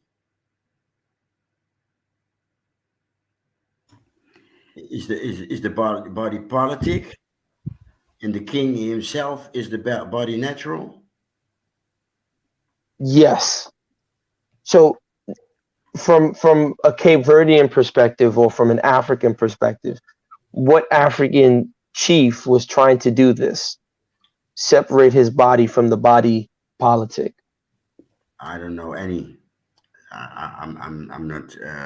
I don't know. I don't know the African kingdoms and their history. I don't. Can I take a crack at it? Yeah, go ahead, Ten. Yeah, please do. Okay. When they say that the body natural is a body mortal, they're saying two things. First, that the king is a person, but the place of the king is a mortal one. It sort of comes to the idea of the pharaoh or the god being, the leader being some manifestation of a god. So even if the king is mortal in his being, his office is immortal. It's always there forever, and it's not by nature or by accident. So whether you have a good king or a bad king, it does not matter, because the office of the king is always an eternal one. So that was the first thing that they were trying to say. The second thing is to say that the king not only consists of the person that is occupying that seat, he also consists of, represents all the people in the land. So to see the king is to see the people. So he represents all the people in the land. And so he owns everything in the land. This was, you said earlier, an attempt to steal power from, when you can't, when you don't have an argument, you always appeal to authority. So they were trying to, the ultimate end of this was to take the land for the king and to make sure that the king owned everything. In fact, up to now, the Queen of England, you cannot kill any animal on her property, because she owns all the animals, basically. So it was an attempt for the king, the monarchy, to take power from the priesthood, and to take power and to make themselves, to deify their office by saying that it was subject to the laws of, to the deity, that it was immortal. They're taking on the deified forms. The king may be a man, but his office is that one that is immortal, is beyond time, and is really, almost like a god. So in so doing, he has. Is really, I'm sorry. Oh, so in so Yeah, go ahead. I doing, think somebody's mic. Go ahead. Go ahead. okay. So in so doing, they extend the legal authority, the economic authority of the king over every single. So he can basically just come and take whatever he wants from anybody in the land. And well, this was also going against the fees, but we will talk about that later. So basically they were trying to say that the king is almost like a deity, a son of God, and he owns everything on his, on his territory.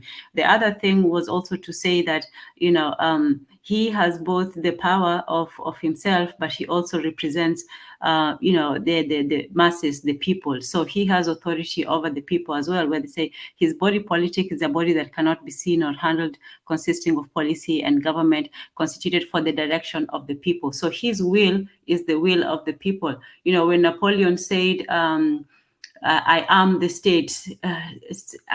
And he said that when somebody challenged him, and he said, well, I am the state. So, whatever I do, it constitutes, the will of the people. So he's also taking over the direction of the people, and saying that he is the people, and he can basically do whatever he wants. So, and then the third aspect of it is also, the spiritual aspect of it, when he says that when they actually borrow, it's a very simple formula that you can use for religion, advertisement, and all other areas. So yeah, when they talk about defeating death and extending bodily existence, that's why I asked you to read beyond that, because human beings, we are subject to time, we're subject to mortality, we're subject to these things that we do resent, from time to time. But we want to create, or we want something to be something that is beyond our limitations, that is beyond just a king dying and then his kingdom is done. We don't want that to be the reality. So they wanted to extend that to be beyond the body. And what extends it, when you talk about the resurrection, so even if he dies, he still lives, and so on. So when you talk about the Eucharist, this is what exactly they were doing. They were saying that the king can sacrifice himself for his people, but the kinghood will never die. So the body can die, but the position or the authority will always live on. So yeah. How occultic do you think that was? Oh, very, absolutely. Because occult is not just in the material, it has to represent, it has to have two functions. One of them is material, and that's why they use, all this. There has to be a physical aspect to it, whether it's, the hair of a newt, or, something, or the cross being written. There has to be a physical manifestation of it, but it also has to have a supernatural aspect to it. So, the pentagram can represent this or the other, the bull's horn can represent whatever to present. It has to has a spiritual and a material aspect to it. So you can have the material aspect of it, or that the king can have legal and economic access to all the everything under his dominion. But you have to have the spiritual aspect of it, that he is the personification of the will of the people, and his office goes beyond just his physical form, so it has to extend beyond just the natural. That's interesting. So um, I'm gonna share some more things and get to where we're getting to. I said we're on great time. We're pretty much halfway. We're past. I think we're past the halfway mark. Yeah, we haven't Um, even got to Hegel yet. we're, But we're, we're gonna end with Hegel. We're gonna end with Hegel. I'm gonna get to something controversial soon. Um, so the reason why I said this is to show the people in the audience that there was, as you can see in the 1400s, this occult drive to basically, like Tan is saying, ensure copying the Eucharist to ensure that the king's body physically may go away, but his body politic stays forever. Right? This is like vampirism. One can link it to being like a vampire, right? This blood sucking thing that collects taxes from you that just never dies, right? Because if you think about it, if we were in Roman times, if Caesar died, Augustus would come to play, but Augustus might charge us less taxes. And then Mark Anthony might come in and charge us more taxes. It changed and according to the tax is leader. both a sacrifice and a ritual. Yes. It must be ritualized, because it would be very easy just to take those taxes and not have to go through the ritual of paperwork and serving and doing all that stuff and doing all that. They could easily just take it, in tribute form. But it is, even tribute is a ritual, but it is important for everybody to go through it and to understand that they are. So yeah, you're sacrificing because you have to give up what you earned, your labor. You earn, but your labor is first sacrifice, so it's a double sacrifice. But you worked for it, and then you still have to give up a part for it, and you have to give it for what? A greater good. Always the greater good. Yes, and in my thesis, I mean, I talked about that, the fiction of the greater good, but we're not talking about my thesis now, so we'll leave that alone. But just wanted to again show you guys what was happening at the time, because we talked. Remember, we talked about Homo economicus, right? We talked about Adam Smith. How did we get there? What was happening? What got us to this point where Adam Smith could definitively write that our labor must be sacrificed for the wealth of the nation? Right? So you can see, well, what creates the body politic of this nation? These kingmakers are sitting down there saying, okay, we're going to create two bodies. We're going to copy the Eucharist or Eucharist, and we're going to have two bodies. One where the king dies, he goes away. Yeah, we never cared about him.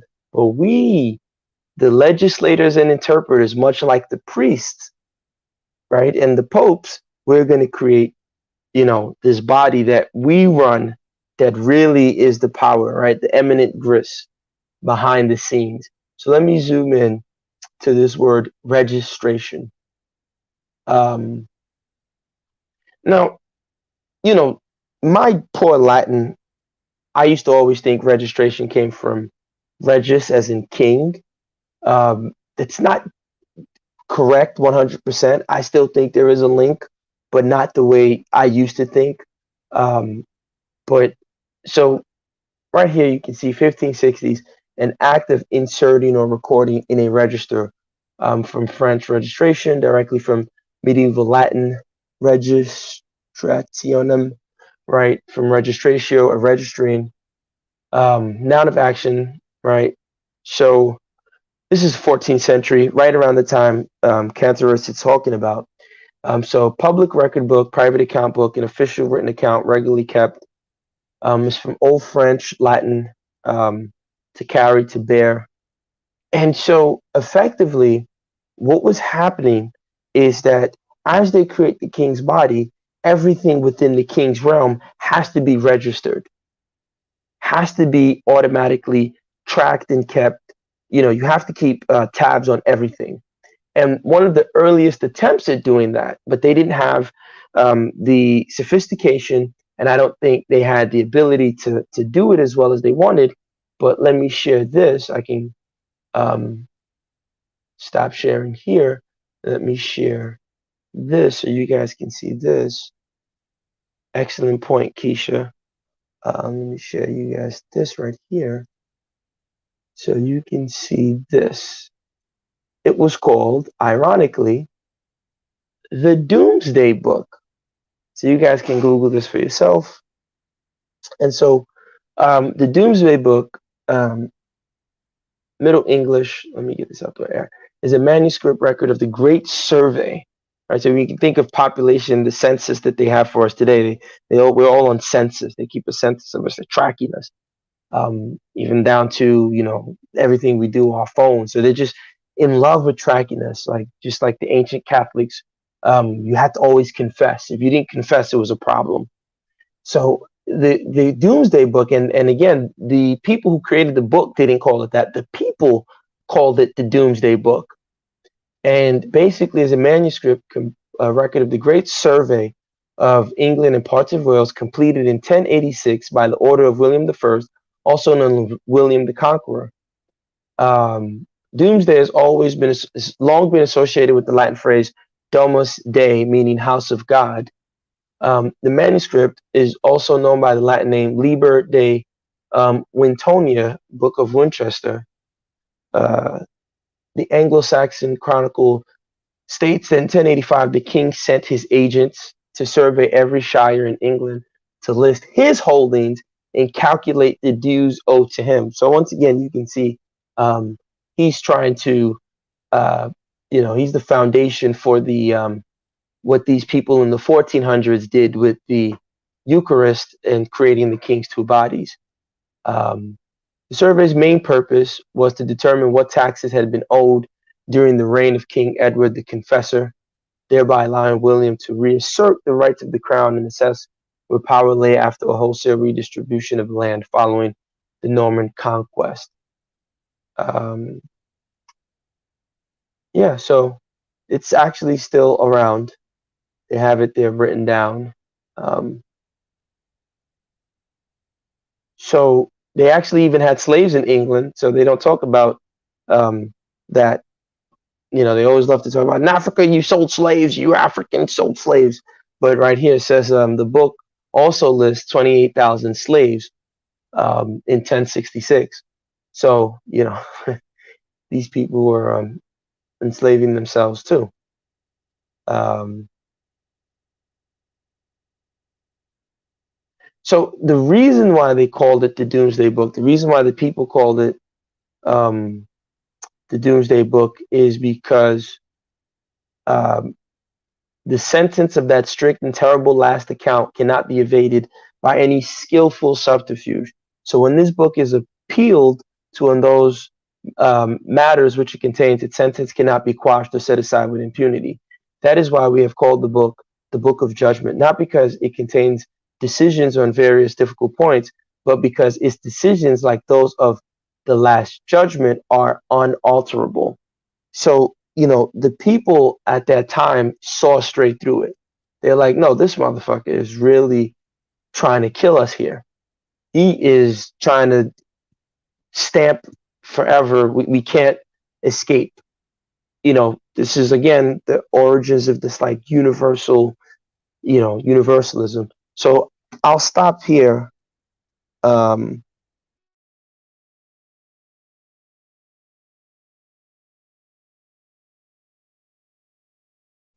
what do you have to say about this Doomsday Book, Tan? Well, I'm reminded of when God got really, really angry at David for taking the census. I don't know if you remember that story in the Bible. In one of the stories, it says it was Satan. In one of the stories, it said it was God. But in any case, he took the census and God was really angry at him about. And also in the New Testament, the way people really disliked the tax collectors, they were really on the level of just the worst sorts of human beings. Human beings have never wanted to pay tax. That is the ultimate sacrifice. And you have to, really wrench it out of them. And the the reason why people resented that is because, like you said, they did see through it that it was a way for the king to, or the whoever was in the authority, to extract more money from them, to count, to count their lives, as to put a price on their lives. Really, that's what a census and habit does. It puts a price on every single person's life and says, oh, you have to produce this and that. And so maybe that's the ultimate resentment to that, that human lives don't want to be priced. They don't want to have to give up a part of their labor when they have already given up their time for it. So the doomsday, the doomsday book, it it is the resistance of the people to have what is theirs taken from them a second time. So you have to have a metaphysical reason for you to do that, whether it's going to be for the sake of some deity, or for the sake of the state, or for the sake of you as a person.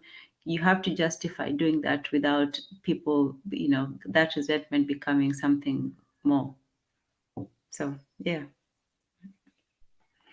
Oh, and one of the reasons why maybe God was angry at David is because he attempted to actually number his wealth. He attempted to actually quantify his wealth, and maybe God didn't want him to do that. He wanted him to believe in the fantasy of maybe having more than he thought he did. I don't No, know, that's a but great point. Listen, you're spot on, because think about that.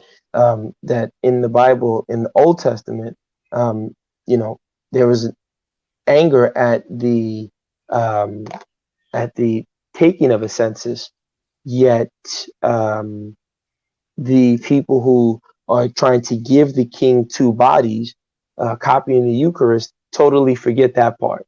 They forget that you shouldn't be taking a census. You shouldn't be giving the king two bodies with this metaphysical juju. You should not be doing that. Yet they were practicing Christians.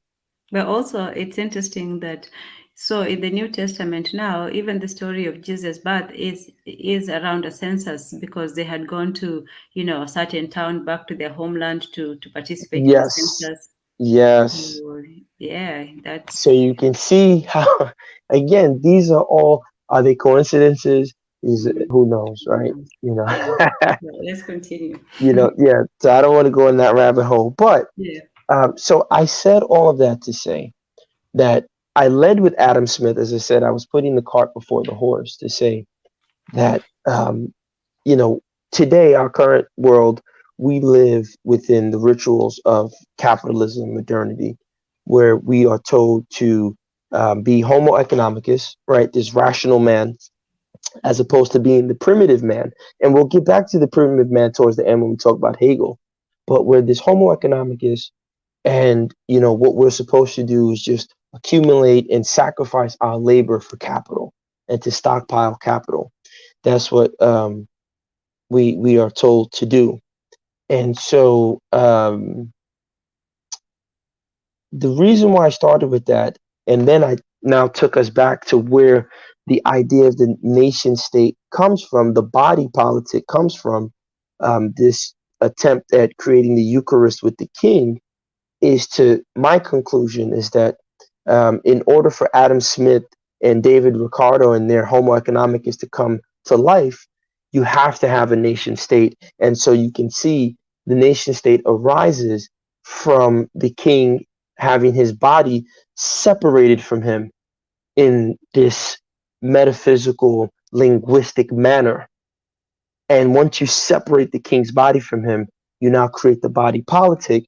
In order to bring the body to life, much like Frankenstein, you have to have electricity and blood flow through it, right? And And so just as the an aside, yeah, it's interesting to me that whenever the king died, it was saying the king is dead, long live the king. So immediately after his death, his mortality is denied, or the new kingship has to be immediately continued. You cannot have yes, that period.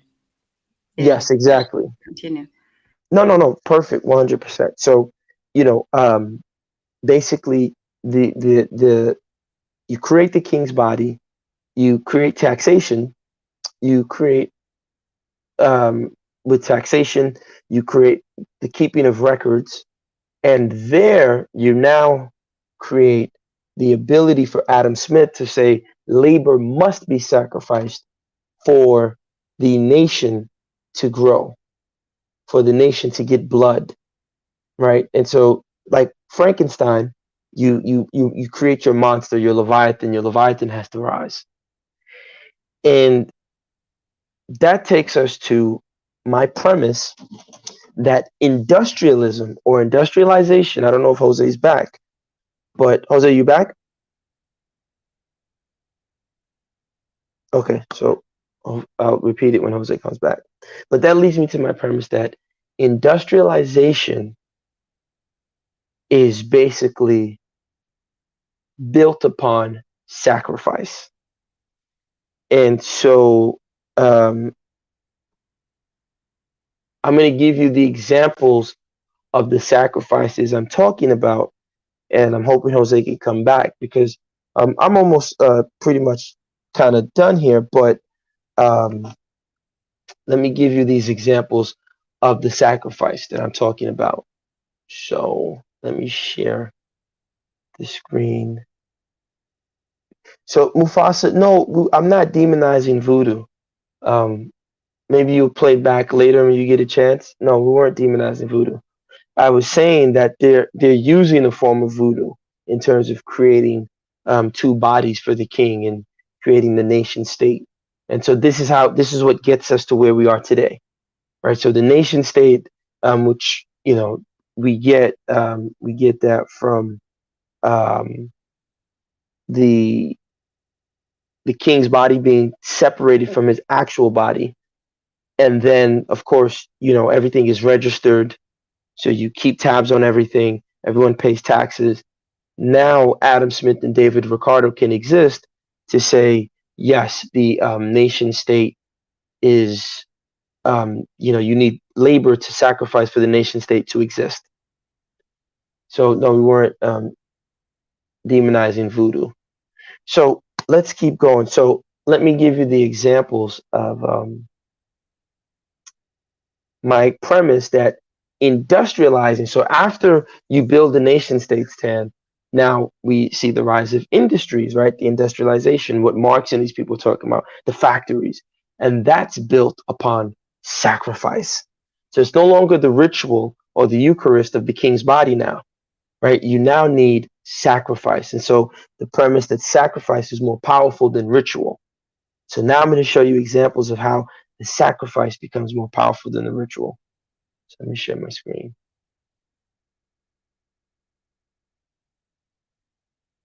Okay.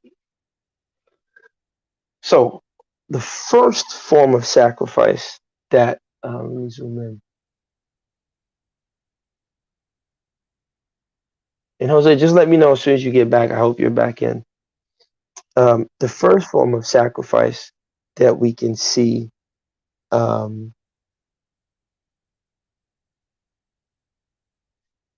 no, Mufasa, when I was saying, yeah, you're right. I did say weird voodoo stuff. I'm saying weird for their end because they tell us that they're Christian people and that they're rational people and they just live this orderly, rational, you know, that they don't believe in that voodoo mumbo jumbo.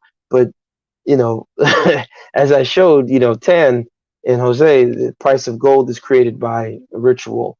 They build their major cities on burial grounds of dead people. This is not the practice of a so-called rational being, But as I always say, the European tells us to do as he says, not as he does. So my premise to say that industrialization is built on sacrifice. The first sacrifice for the industry to arise within Europe, 18th century Britain, and the Americas is slavery. The former you know, the Trinidadian scholar Eric Williams. I don't know if you guys are familiar with him. He had a book called Capitalism and Slavery. And he wrote this book in 1944 where he argued that the profits from slavery fertilized many branches of the metropolitan economy and set the scene for England's Industrial Revolution. His thesis focused decades of debate and controversy. It correctly identified the very great intimacy in 18th century Britain between making money from slavery on one hand and the financing of British capitalist development on the other. Let me get to the top right here. So slave-owning planters and merchants who dealt in slaves and slave produce were amongst the richest people in 18th century Britain. Profits from these activities helped to endow All Souls College, Oxford, with a splendid library, including and scores of banks, including Barclays, and to finance the experiments of James Watt, the inventor of the first really efficient steam engine. Now we all know without the steam engine, you wouldn't be able to have mass transportation in terms of trains, right? So the steam engine is predicated upon the back of the sacrifice, right, of slavery. So industrialization. Um, Let me give you an example.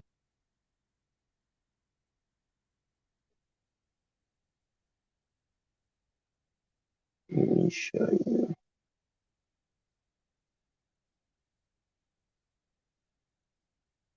right here. There's a part where they discuss this. Okay, so the ability of British merchants to penetrate European markets declined steadily in the 18th century, but the growth of transatlantic trade more than compensated for this. Some of this took the form of the famous triangular trade, whereby merchants from Bristol and Liverpool, mind you, these places, Bristol and Liverpool, had famous slums, right? You can read um, the Charles Dickens Oliver Twist. Please, sir, I want some more. There were no Kibera slums or the Lagos slums at that time. So we forget that, right? Um, we didn't have slums in Africa during this time while they were grabbing us off our land. Um, Bristol and Liverpool bartered trade goods for people on the African coast, then sailed to the West Indies or North America to sell the enslaved Africans, and finally took a cargo of plantation produce back to England. So you can see what was happening, right? Everybody should know this. So you grab the Africans in conjunction with the African middlemen, who are pretty much the leaders in Africa, acting like middlemen or slumlords, and you drop it off in the Americas and or the West Indies, and you collect the plantation cargo, whether it be sugar cane, rum, or whatever, molasses, sorry, and you take it over to England. So look at this, guys, right here. The early industrial manufacturers had quite modest capital requirements for the purchase of machinery, but needed extended credit to reach overseas markets. An early cotton mill might cost no more than £1,000, but the manufacturer might need to invest 10 times this sum in wages and raw materials before they receive any money back from sales. It often took a year or more for the manufacturer to receive payment from overseas. In the meantime, they needed to pay their workers and suppliers. This is where the merchant's credit came in.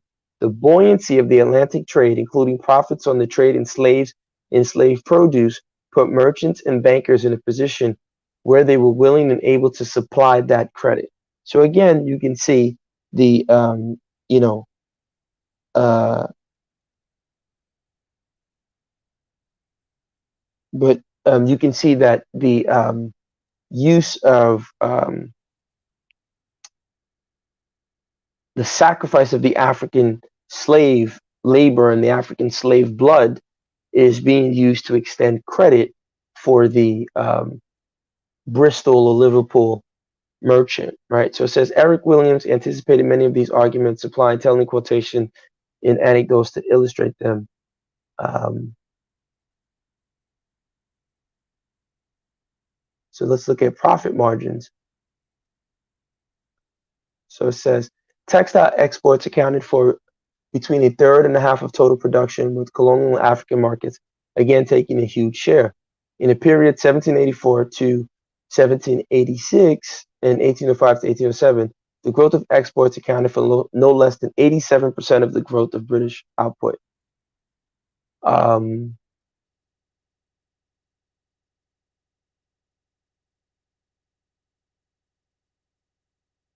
So in 1770, so this is after the body politic has been firmly established, and Adam Smith's theory that the nation state is around has been firmly established. So you can see in 1770, it says here that total investments in the domestic British economy stood at £4 million. This investment included the building of roads and canals, wharves and harbors, all new equipment needed by farmers. Around the same time, slave-based planting and commercial profits came to £3.8 million. Of course, profits were not all reinvested, but they did furnish a convenient pool of resources available for this purpose. So you can see that there's a connection here. So they're investing £4 million in the economy, and profits are 3.8 million. So there's a deficit of about 200,000 pounds. I'm wondering where they made up the deficit. So I'm gonna stop there and continue showing more evidence. Or Tan, do you or you, Jose, want to touch on any of the things that I've said while I give more examples of how industrialism needs sacrifice, blood sacrifice, in order for it to exist.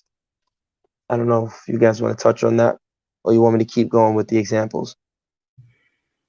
Just briefly, and to say that when you said sacrifice, and I'm glad you added the blood sacrifice part of it, because even when you look at the sacrifice of slavery, it was not simply the sacrifice of labor; it was actually the sacrifice of blood, and not and life, and so much pain and suffering.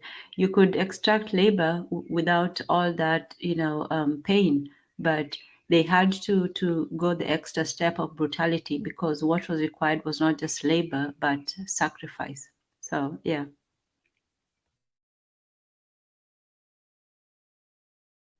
Jose, you back there with us?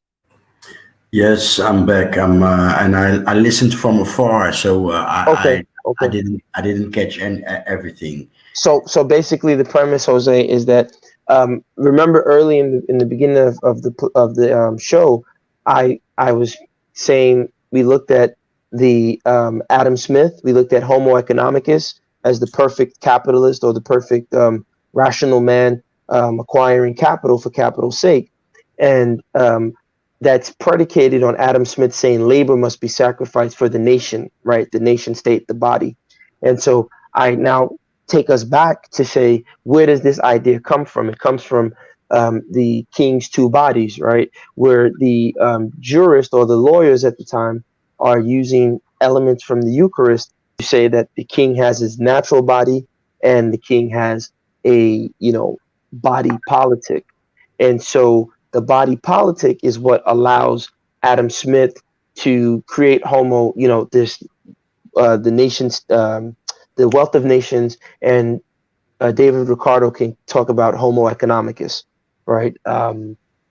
Where everyone is meant to acquire capital. So now I said all that to say that industrializing involves sacrifice, blood sacrifice. In order to have an industry, you must sacrifice blood. And so I said my first example of that is the slave trade, right? You had to have people die and shed their labor and shed their blood for the industries to arise in the United States and Europe and England. Blood had to spill. So now I'm going to share another example of what had to spill, the blood that had to spill is. So my premise is that, I'm hoping you guys are seeing where I'm headed with this, knowing how Gasdemup likes to push things. So I'm assuming you guys might go. And Mufasa, I'll definitely address the point about Shango practitioners and what they did with the Alafe after he died and stuff of that nature. We'll definitely touch on that. Um, so my second premise, or my second example, um, that talks about blood being spilled, you can see here that just as the African was the first, and the Native American were the first drops of blood that had to be spilled, right, for the gods of industrialization to take place and give them the technology. You can see they also spilled their own blood. So you can see this young boy working in the factory. You can see these women. Let me, you Yeah, can see I, this I, I, woman. I wanted to point at that when speaking of sacrificing for in industry. Yes, so you can see where these people are living, and they're living in a slum. Now, again, in 19th century, nobody in Africa was living like this. Yet these people thought they were better than us, right? Nobody in Africa, in Kenya or Cape Verde, these people look sick and diseased. They don't look like they've bathed. They look like a shower has eluded them. The Foul smell. large families, right? The large Yeah, families, like 15 children, etc. I I yeah. I, I always believed that that was for the factories. It probably was because they needed because remember they were kicked off their land. I didn't talk about the Enclosure Acts. Maybe I should talk about um, how that also happened. The Enclosure Acts taking land away, but you guys can Google that. We might touch on that maybe on a part two of this. But again, you can see this illustration of a girl right here. Um, it says a girl employed as a hurrier at a coal mine. Her job was to pull heavy coal carts along dark, narrow tunnels using a harness and belt. So at that time, children weren't necessarily seen as these angelic creatures that had to go to school, and the mind is a terrible thing to waste and all that other nonsense. No, you know, kids, you better go to work because we need all the money that we can get to feed the family and barely scrape by. And so, again, more evidence of the sacrifice that has to take place in order for an industry to arise. Um, and then the last thing I'll share before I get to my controversial um, point um, is this. Just let me share this very quickly. And again, Jose and 10, my apologies for being a little long winded. Um, Let me just read this to you guys. So, right here says new imperialism. European countries took over most of the rest of the world between the years 1870 and 1914 and had formal political, economic, and social control over the new territories. What was the force behind this new imperialism? The Industrial Revolution was the force behind this new imperialism. So you see how it comes full circle to bite us in the ass, right? So the gods that this is me being the voodoo man here. Their gods that they were engaging with told them, "Hey, if you spill blood, we'll give you the technology." So of course they spill Native American and African blood first, and so that fuels the rise. It gives them the money to make the nation state come to life, the Frankenstein come to life, and so now the Frankenstein goes around the world wreaking havoc. And so people don't realize that colonialism, in terms of taking over, didn't become a mainstay until, like firmly in control until the 1870s. I don't know if you guys can read it. I'll zoom in a little more so you guys can see it. So from 1870 to 1914. Um, So it says the Industrial Revolution was the force behind this new imperialism, as it created not only the need for Europe to expand, but the power to successfully take and profitably maintain so many colonies overseas. So that was in exchange. They told their gods, hey, we'll spill the blood, we'll even spill some of our own blood in exchange for this industry so we can take over, right? They had a war with nature. And so their gods told them, we can conquer nature, just spill the blood for us and we'll give it to you. This is me thinking like a voodoo man here. Um, so again, you can see the Western powers, including Japan, they sought colonies where raw materials were abundant and where they could be appropriated at little to no cost. Of course, their eyes were on Africa, which was very rich in oil, ivory, rubber, wood, blah, blah, blah. Um, there's a part that I want us to talk about. Um,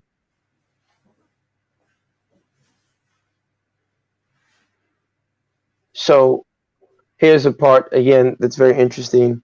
It says here there are 40 million of naked people beyond that gateway, and the cotton spinners of Manchester are waiting to clothe them. Right, King Leopold's ghost. So they saw India and Africa as potential markets for their textiles. Um, let me get to somewhere that you guys should see.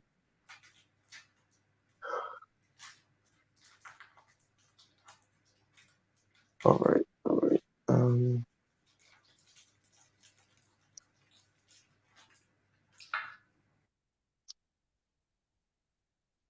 Yeah, let me get to this part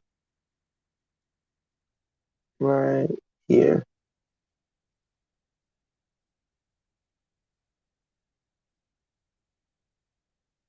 Right, did I skip it? Um,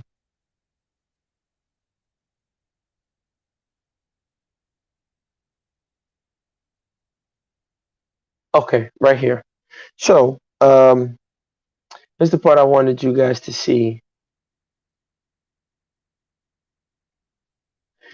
There were also new advancements in medicine, allowing to an extent Europeans to better survive malaria and yellow fever. So, again, the African gods kept us safe, they protected us, they did their best. But we, of course, we still have sellout leaders who don't like the African gods, who want the European gods. So the African gods protected us by keeping the white man off our land with malaria and yellow fever, especially the western regions, was known as the white man's grave. In years earlier, only 1 in 10 men could survive. Right, so let's let's thank the ancestors and the deities of the African land for killing the Mzungus and making it inhospitable.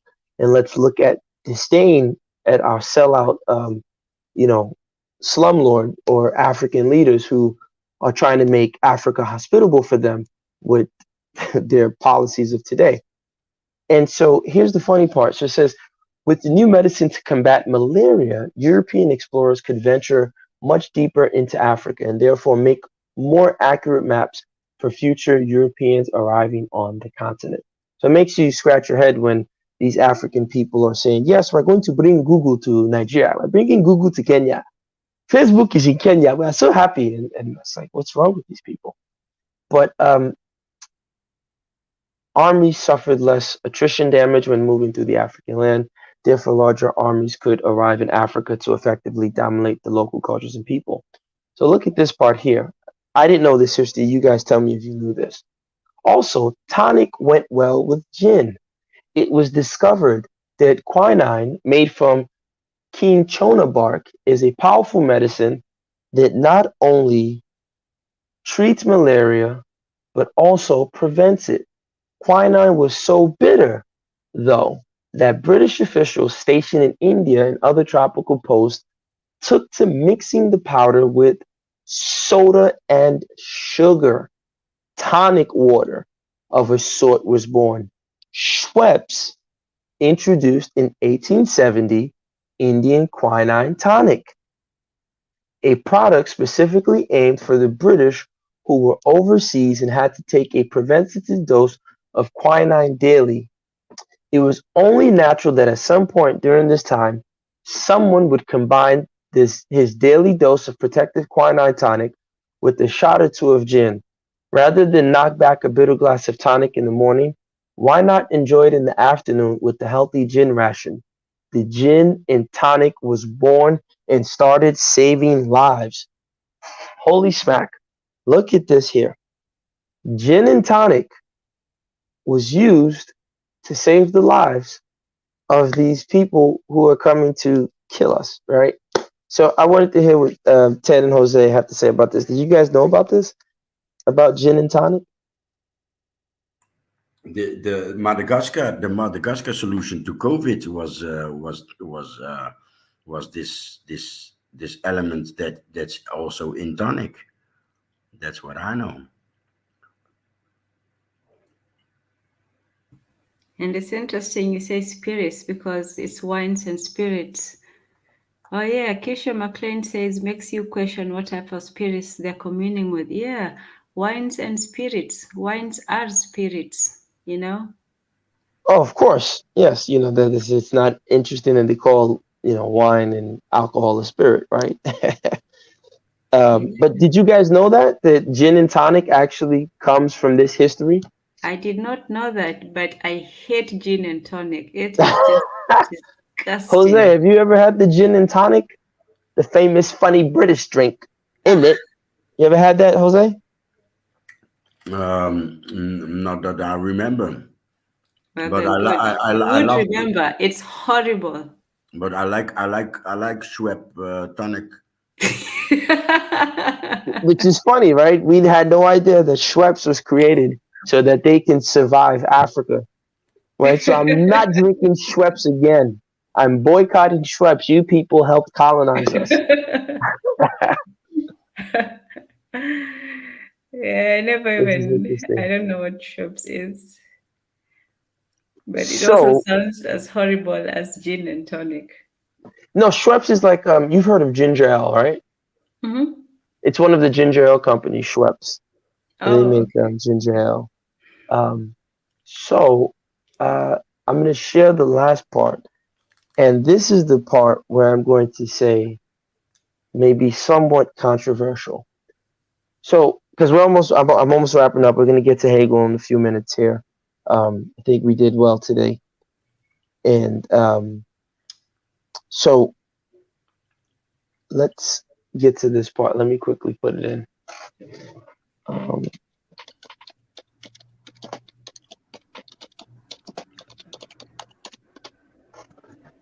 um,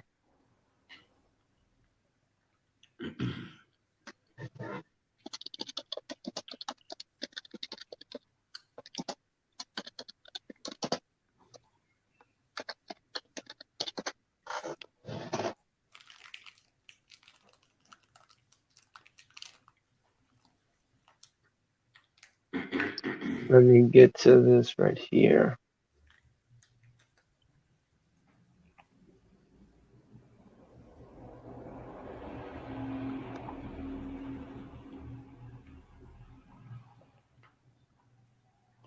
All right, I'm almost done. Let me make sure I have my.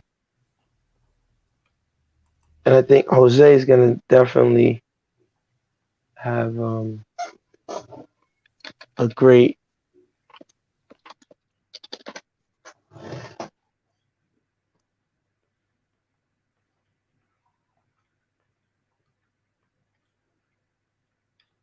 All right, I think I got it. Let me share the first one. So, so I've been saying that um, sacrifice is more important than ritual. And in order to have an industry, you need sacrifice. You must spill blood. So let's look at my main example. Jose said something last week during the show that said the word Holocaust means sacrifice. And I said, hmm. And I went and I researched it. I said, man, Jose's genius. This guy's on to something. And I'm like, wow, huh. So I don't know if you guys can see. So it says the word Holocaust derives from the Middle English Holocaust, which derived from the Anglo-Norman Holocausti or whatever, Latin Holocaustum, right? It's the original root, blah, blah, blah. So is in Greek is one of the two chief verbs of Greek sacrifice in which the victim is utterly destroyed and burnt up as opposed to whatever that word is in Greek to share a meal with the god and one's fellow worshippers. Commensal sacrifice. In the latter, the edible part, give me a,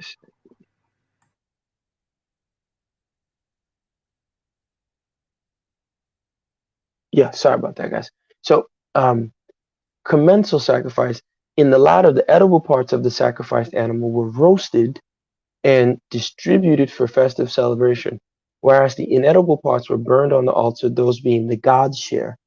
Although not actually obliged to do so, Greeks would rather sacrifice a domestic animal to a god or hero and then proceed to use its flesh as food than simply consume it without a sacrifice, as animals were thought of as sharing in the sanctity of life. Right? Um, a sacrifice need not be a public function involving priests and altars. They could be held privately, domestically, or individually. And so, right here with Jewish talk, right, with the Jewish sacrifice, it says um, is a burnt offering is a type of korban, an animal in which the entire sacrifice is consumed by fire.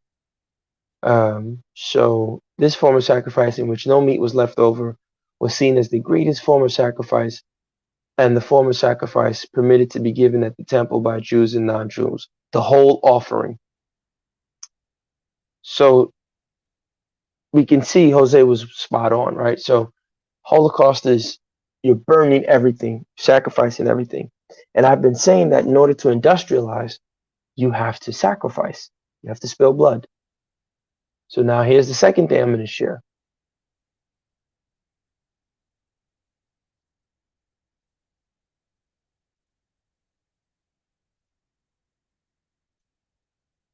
Okay. Can you guys see this? Yes. Okay. So, like many other Western nations at the time, Germany suffered the economic effects of the Great Depression, with unemployment soaring around the Wall Street crash of 1929. I won't say the person's name. I don't want any problems with anyone. I don't want any smoke, literally, but whatever. When this guy became Chancellor of Germany in 1933, he introduced policies aimed at improving the economy. The changes included privatization of state industries, um, autarky, and tariffs on imports. Weekly earnings increased by 19%, but this was largely due to employees working longer hours, while the hourly wage rates remained close to the lowest level. So they believed in more as the primary engine of human progress. It argued that the purpose of a country's economy should be to enable that country to fight and win wars of expansion. Um, Sounds like two Niger. No disrespect to him. Shout out to two Niger, but dude, Oh, you just you're had to, didn't you? I had to. I could. I mean, this guy. He just ought to, he must be able to get guns and bombs. It's dude. You know, I'm not comparing him to them at all. I'm just saying this is again his belief comes straight from there. He thinks he's being pragmatic. He doesn't realize that yeah, you might be, but this is where it originates from. Um, as such, almost immediately after coming to power, they embarked on vast program of military rearmament. Right. So this dwarfed civilian investment. There was a partnership with leading German business interests. Cartels and monopolies were encouraged at the expense of small business. Um, there was slave labor. And so you can see this increase, right, from 1929 to 1938, this German machine, as everyone talks about it, right? And so I don't want to get too much into it. You guys all know the whole, they were unstoppable, right? Jose likes to say um, that they became the French just wanted the benefits. That's why they didn't resist. So my premise, after learning that the word Holocaust meant total sacrifice, is to say that the end result of what that particular German party was trying to do, I don't want to say any names, was that they were trying to, again, pay the spirits back by making that sacrifice. Yep. Their gods of industry that they worship, that gave them the rise of power to become this German machine after being at the very bottom. That's why they were so occultic, right? If you Googled them and their history, they were deep into the occult, was because they were trying to pay back in exchange. They told those gods, hey, listen, give us this industrial advantage, give us this technology, and we'll sacrifice. Blood will spill. But where it the Germans? What is a Zionist? Well, Jose, I don't want to, I don't want to say that now. I don't want to, let's not touch on those people, Jose. So let's be careful. Like I said, I don't want to deal with them. But I'm just saying that, I'm just showing a trajectory of industrialization involving sacrifice. So whether it be England, the United States, Germany, Japan, you must sacrifice. Blood must spill. Look at China. Before Mao, millions of Chinese had to die. Look at Russia. Before Lenin and Stalin, millions of Russians had to die. The gods of these industries, the spirits that are giving them the technology, want blood. So I want to hear what you guys have to say about Gastemup's premise that industrialization involves the spilling of blood and sacrifice. Well, since I can't mention the priests in these sacrifices, what can I say? I mean, you can use the other examples. You could use, like I said, the Chinese. You could use, the Americans. I just don't want to mention those people. We like our channel. Yeah, but these priests seem always present. Yeah, yeah, but like I said, let's I'm calling because the them whole priests now. I'm calling them priests now, right? yeah, but still, I just don't want us to But have our it's channel being stressed. spilled everywhere. Now you're talking about the child labor, but who's making your shoes? I'm sure it's It's child just been labor in taken. China, right? Yeah, whatever it is, it's been taken from just one place to another. So the Yeah. principle is the same. It's just the location that changes. We don't need to focus on just one. Slavery happened everywhere. It was in the Caribbean. It was even in the heart of Africa. It was there. Leopold and so on. So a lot of blood has been spilled. They don't have a monopoly on it. That's what I'm saying, and I'm not even defending them. I just say everybody has blood on their hands. Everybody who's up there has blood on their hands. Just like when you look at Hollywood, everybody there is dirty to some extent. But So we're talking specifically within the realm of industrialization. I think these priests So are present everywhere. yes, but what I'm saying is, within the confines of industrialization, if you want to industrialize, you have to spill blood. What do you guys say to that? here's what I have to Yes, say, and go I'm ahead. not being cheeky about it, but No, go you ahead, know, say it. if there's one thing I do like the J people for is that the G people for is that when they went for the J people, at least, well, I know they came for us too, but at least for them the Holocaust, their sacrifice involved their own people. Yeah. Well, look, like I said, I don't want to only focus. That's I why I know, gave I more know, than I one know. I example. wasn't even That's why I going to gave. go there, but That's why I gave damn, more than the one. other people just Yeah, went but out on still, but Yeah, us. that's why. there are biblical links. There are biblical Yeah, links to this. but that's why I gave more than one example. So we can talk about slavery. We can I talk did about our own too. people. I know, but let's talk about our own people, All right. Yeah. right? In order Well, for the uh, in order for British industry to arise, Native American blood and African blood had to spill. Do you guys yes, agree with that? yes. So here's my question. Here's my question. If you're an African looking for Africa to industrialize, are you prepared for African blood that has to spill?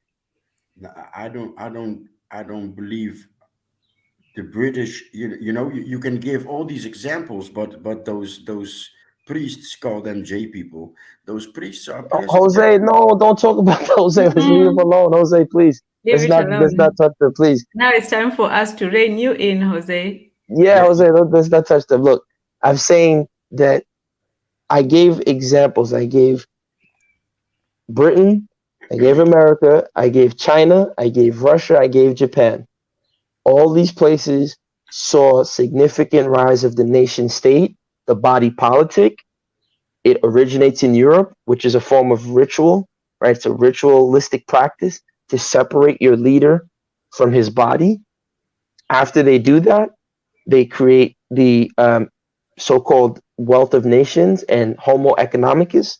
And in order to make Homo economicus even stronger, you need to industrialize, right? So if you're going to industrialize, then you have to spill blood.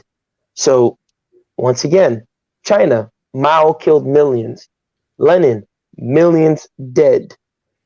Uh, Britain, millions dead. With the Native Americans that had their blood had to spill and the African blood that had to spill. When you're okay. industrializing, you must spill blood. Do you guys agree with that? No, Tell me why not. Mao cleaned up. Mao cleaned up. Mao did a cleanup, and it didn't result in industrialization. No, I'm saying later on. It wasn't direct. I just used that as an example to give us more things to talk about than other groups. I Yeah, don't but want us to focus on other groups. So, okay, let's throw Mao out. But forgetting Mao, but the other examples I gave, I think hold merit. So, Lenin, right? Mm-hmm. You have Mm-hmm. Japan, right? What they Stalin. had to You mean do. Stalin, right? You mean Stalin. Well, who was first? No, Lenin was before Stalin, right? Lenin was before Stalin, but the sacrifice was Stalin. Stalin did the sacrificing. No, was it Stalin that did? When did millions of the peasants die 20, in I Russia? think Stalin in the 20 to killing. 25 million Russians died in the war, so they had huge casualties too. No, before the war. I'm talking. Before the war, yes, Yeah. Stalin killed a lot of people in the southern Soviet Actually, the states. Ukrainian, do you know about the Holodomor? The Holodomor is a Ukrainian version of the Holocaust. It was the starvation of the Ukrainians by, by Stalin. He would actually make them, work and take all their food, and they starved a lot. So they have historical beef with each other. But yeah, it's like the Holocaust, but you take up the Yeah, CHOLO. no, Jose. Yeah. Lenin. It was Lenin, the Russian Lenin. He 5 million No, Lenin people. was just a No, theorist. He didn't really get into that much power. It was exactly. Stalin who really enforced the rules after he had, Trotsky destroyed. Yes, exactly. So Lenin didn't I oversee. even Wait, hold on, wait. So you guys are saying Lenin didn't oversee the killing of millions of peasants no, within Russia? no. You No, sure not about that this? much. It was really Stalin. He started it. No, He no, I'm started not the saying. ideas, Wait, but he wait, died wait, before he really completed it. wait. Stalin Wait. hijacked the ideology. Hold on. We'll get there. But what I'm saying is that Lenin, millions of Russian serfs and peasants died under Lenin, Oh yeah, but they've been and dying before under even millions the died monarch. under Stalin. But again, what I'm saying is that was in their bid as they were building their industries. True, So true. I'll put both of them together, whether it's Stalin and Lenin. Okay, I'll give you Blood that. was spilled in order Yes, for this great mother Russia to be built, yes. right? So the rise of the industry involved the spilling of blood. Same thing with Victorian England. Native American blood, African blood spilled. So the rise of the industries in Liverpool, Bristol, all throughout France, their industrial revolution, and the United States, the industrial revolution in the north, you had to have the Civil War. Blood was spilled, right? Mm-hmm. And so what I'm saying is that when you're industrializing, you must spill blood. And before I go on to my next question, I want to make sure we are on the same page. You don't have to be, but I just want to make sure we all agree. But you guys are saying no. So you're saying that No, you can industrialize. I agree. I just say that we, as Africans, are not willing to spill that blood. And to me, when you talk about whether you asked the question, I was thinking of, you know, I think it was what's his name? He was either Senegal, one of those French African countries. I'll remember his name by and by. But when he was confronted with the collaborators, the people who had, betrayed the country and had worked with the foreigners, he actually had a public ceremony where he forgave them, and there was this whole thing, oh, we're brothers and sisters and all this stuff. But you're letting people go who worked tirelessly to go against you, and those are worse than, because the people who are on they're going to do what they do, but you're letting go the people who worked against their people, and that went to it was to his demise too, because he was also one of those people betrayed by his own people. So we are too willing to forgive some things that are not in our interest, and we're not willing to sacrifice for what is in our good. That's a great point. So I'm going to ask you to again, based on the examples I gave, you don't have to agree with them. But my contention is that for Africans who want development, who want to create African industrial might, the Yes, same way we you have see to. Germany, Yes, we have UK, to. there has to be a spilling of blood. Yes. Who's willing to sign up their mother and father and family members first for their blood to be spilled? That's the who will pin the Who will bell, bell the who will cat? bell the cat. You know the story? Aha, yes. Who will bell the cat? Aha. Now you see the problem of, oh, I guess Jose dropped out. He'll get back in. But now you see the problem Mm. of, Yes. for me, when people say industrialization is this, you know. So, Jose, I don't know if you heard the question. Who will bell the cat? Who's ready for Africa to spill blood so it can industrialize? You know, I see it. I've been walking around with an African Mao request. African needs a Mao. I've been shouting that for the past what is it, a year, and I see it as getting uh, obstacles out of the way, and not really sacrifice, but getting obstacles out of the way. For whose blood was spilled? Well, I'm a sacrificer. I'm a sacrificer anyway. So I think we will Because have. almost every time, whenever there's a so-called revolution, it's never the people at the top. Really, do their blood get spilled? It's always the people at the bottom. I guess Russia is Is probably that the is only that true? example of Is that. that true? Is that true? Well, I mean, other than Russia, there's some examples, some political examples, like the Russian family with the killing of the Tsar. But that was, Right. but that was terrible. They didn't, when at least in my research, that was all bullshit, right? Yeah, but the Tsar is a Tsar.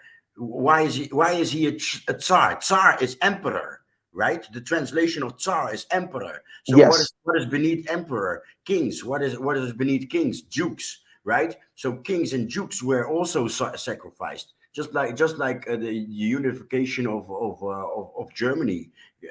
Dukes were sacrificed, right? So it's not true that that the peasants that only peasants get sacrificed. yeah. Well, I mean, but historically, on average, most peasants are the ones who die, right? Yeah, It's mostly the poor people, but most of the time. in numbers, yeah. Yes, in numbers, but I think one peasant life is one too many. And maybe I'm just a bleeding heart liberal, right? But I always say people should take their own medicine first. If we're going to build factories in Africa and those things, I'm not against it per se, but I would like those people who are building the factories to put their grandmothers to work in the factories first. Yeah, Send your grandmothers, send your girlfriends and the side chicks with the Brazilian hair. Let them go in the factories first. but check this out, yeah, right? One duke is thousands of people, right? One king is millions of people, and an emperor is billions of people. It's like chess. Yeah, but again, I don't know who are the dukes and the emperors that have to die. The the ones the ones in rituals, the ones stuck in rituals to close the circle, the ones that are stuck in rituals. Well, I will say this, and I'll get to the last part and open up the phone lines so people could call in and give their points. I know people have been quietly waiting. So for me, industrialization is a symbolic exchange of death for technology. There are energies that are out there that if you call upon, right, they will give you the technology, but you have to be ready to spill blood.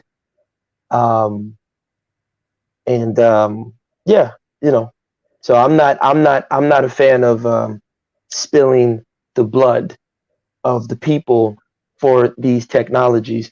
And I think there's different ways that we can go about it. I'll share these last things and then get to the Hegel and Voltaire quote, and then we'll open up the phone lines and have people share their thoughts, because I think a lot of people have some interesting points to say. So I'll give you guys examples of modern day sacrifices you can see on the African continent. There was a video I wanted to play, but Jose always says I should show Africa in a positive light. Um, When did I say that? no, no, I want to keep us in. Oh wait, no, made a mistake. So let me.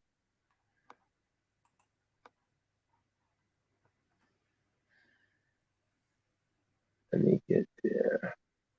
All right, so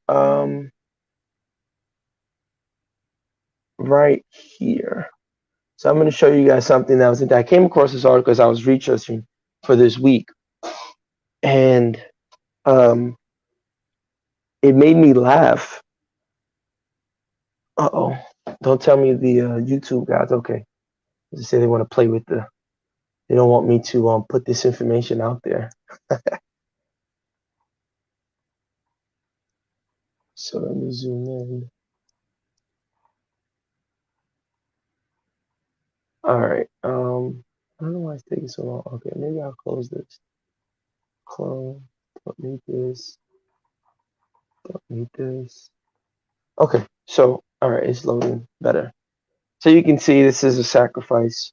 I'm assuming that's some sort of a monkey or dog or some sort of animal.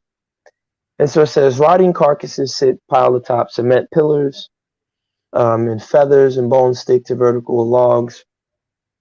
This is the entrance to Tong Nab Yani, the shrine and dwelling place of the West African deity Tong Nab. So again, we have our own deities that, like I talked about last week, our cities and our villages were built on fractal patterns, right? The calculus concept of fractals, differential integral limits, and all that stuff. That's how we built our cities. And they build their cities on top of dead bodies, right? The African burial ground, the catacombs in Paris, London, UK. They're all built on dead bodies. So that's their juju, that's their voodoo. We have our own. We're abandoning that to copy their own.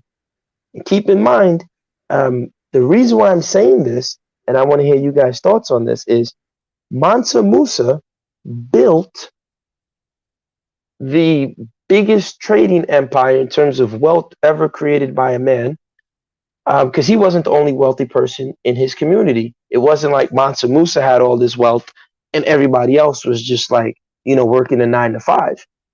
For the most part, from what the Arab writers say, everybody was doing well there. Old Zimbabwe, Benin, you had thriving West African, intra-Africa trade, communities where you didn't have Homo economicus. We weren't industrializing. We weren't spilling blood. for millions of Africans to have their blood spilled so we can get technology from these deities. Our deities, we had a different relationship with our deities, right? Um, so it's a part in Ghana, little cute little boy right here. His eyes look like he has some voodoo spirits in him. Don't mess with him. He might touch you and you'll disappear or something. So you see they're about to sacrifice these chickens and these goats. And so again, you can see these are the fractal patterns of how we build things in Africa. So it looks chaotic, but like Jose said, we have linear and decay at the same time, right? Chaos theory. So you can see these are different shrines. Shrines, a place to die, right? And again, just thinking about the United States, so-called most developed place in the world, it functions as a shrine, right? It's not a coincidence that has the highest murder rate of any place in the world, right? This is like a shrine where people just come here and die. You either die through your labor or you die physically. Someone, may they rest in peace. You see those sacrifices in Buffalo.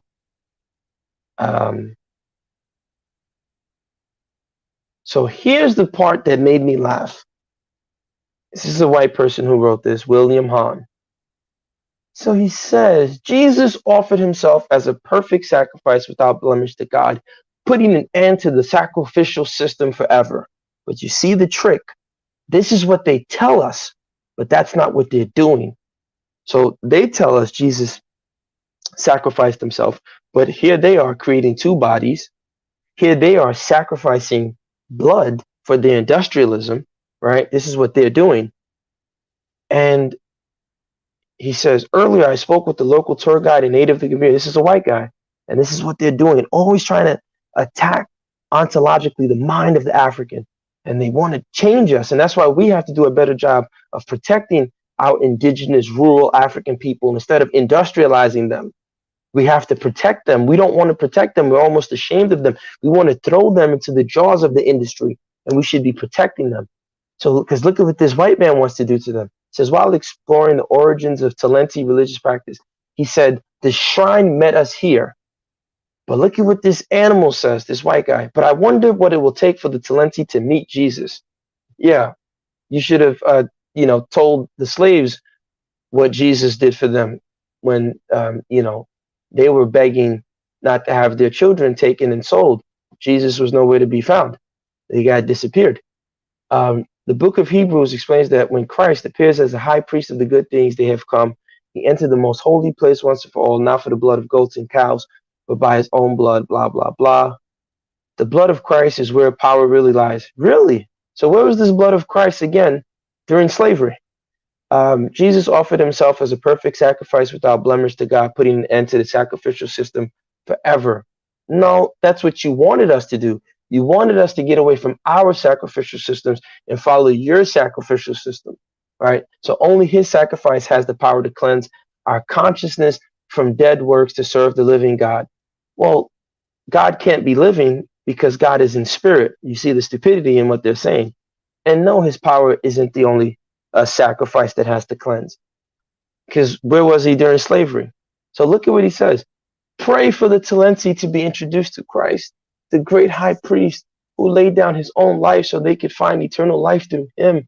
Pray that when Christ appears a second time, yeah, right, not to bear sin, but to bring salvation, blah, blah, blah, many Talenti would be among those waiting to meet their heavenly king with praise and worship. Hallelujah. He's an idiot. So William Hahn lives in northern Ghana in the heart of, and look at these white people. So this white guy is in the heart of Ghana. And Tariq Nasheed is saying that dusty Africans and ADOS, blah, blah, blah. And this white guy's in the heart of Ghana because he knows the power that's there. He wants to take it for himself. He has his wife and his two children in the heart of Ghana.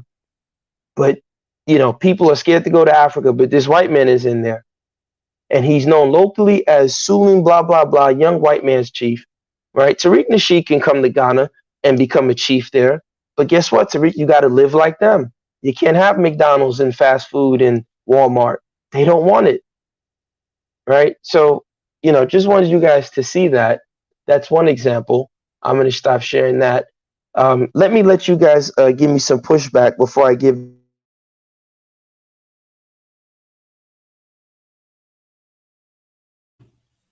last example. No, yeah, I'm out of words. I'm a little bit sick, man. I in the last days that I was in Africa, I had some conversations with the Christian family of my child, and I was disgusted, man. I was disgusted. People are willing to protect people not willing. No, No, no, don't say that word, Jose. I know. I mean, I know. I know what you're talking about. I just don't want those people to come, because we say any of these things, we gotta be careful. But no, I know Jose was gonna say about in Africa they protect, unfortunately, some of the lower end or lower scum of society in the name of religion. Oh, before you continue, I had something I wanted to say about I think can't remember who said that the rich don't sacrifice. And you've all it depends on what you sacrifice. Some people sacrifice their morals, some people sacrifice their individuality, their personhood. You only see the benefits of what somebody gets. You don't know what they've sacrificed. They've sacrificed maybe their family, their happiness, their self-worth. So everybody sacrifices to some extent. Some people just get more money, some people get more peace, some people get more freedom, but they everybody they, sacrifices, even they the rich. definitely sacrifice. Diana in the British royal family, no, they definitely sacrifice. The brother of the Dutch king, they definitely sacrifice. I Definitely. mean, yeah, listen, it's all around us, but we're told to just be homo economicus, that everything is rational. So I'm going to give you guys this last example, just to show you something. So in Nigeria, unfortunately, because everybody wants to be rich and everybody wants to copy the European man, um, they go to these babalawos and ask them for different forms of power. And one of the nastier things that they do is these guys will eat feces of a person and they will use it to get rich, right? They believe that it will get them rich. So he was instructed by a spiritual consultant to eat feces. There's actual videos of this. I just Jose's told me not to put Africa in a bad light, so I don't want to play it online. But there's actual video of you can Google this.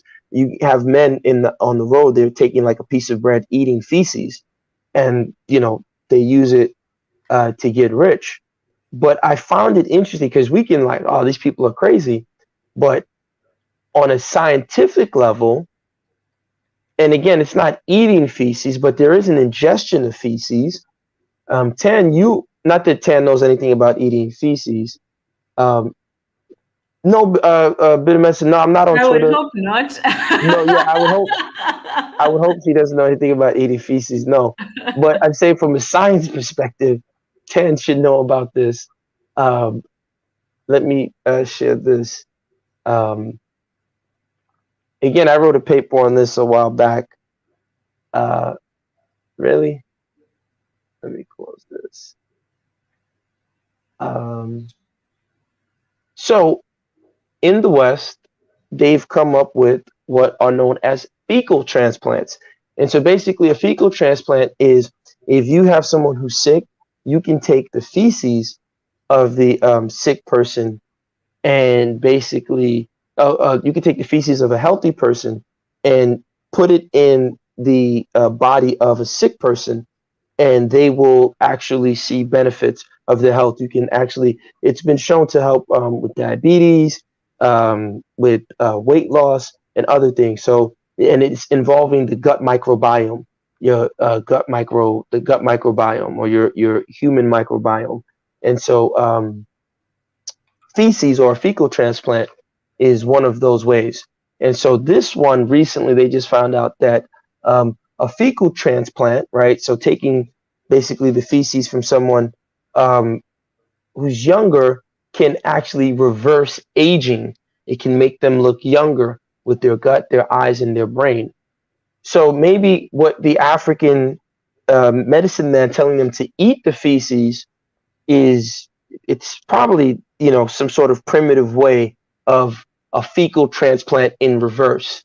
I know I'm stretching it here. I know you guys will come for me, so I want you to rein me in, especially Tan. But what do you guys think about that? I am not eating any shit for shit. I no, I think it's part of the sacrifice that you have to give something up. You have to endure pain, disgust, suffering, discomfort for you to gain something. That's how you get loyalty. That's how you get commitment. That's how you get something out of somebody. That's how you get it's either blood or shit. And sorry to be vulgar, but that's what it is. Either spill blood or eat shit. Yes, but Kata says fecal transplant. So, in many ways, the African medicine man is telling them to perform a fecal transplant, but an oral fecal transplant, right? Let's sanitize the article, right? Because Jose, right, we should be like the propaganda. Instead of saying the Africans are eating shit, let's do it like the Europeans. The African is engaging in an oral fecal transplant in order to receive health, wealth, and monies. Right? Isn't that how the European would say it? Yes, yes, yes, yes. Last night, uh, I watched a lecture about how man, um, almost half of this lecture was about all the terminology of big companies in the United States. I mean, layoff, right? To fire someone. There were hundreds of other types of descriptions just to not name it to fire people. But yeah, we could do that. You just did it perfectly, right?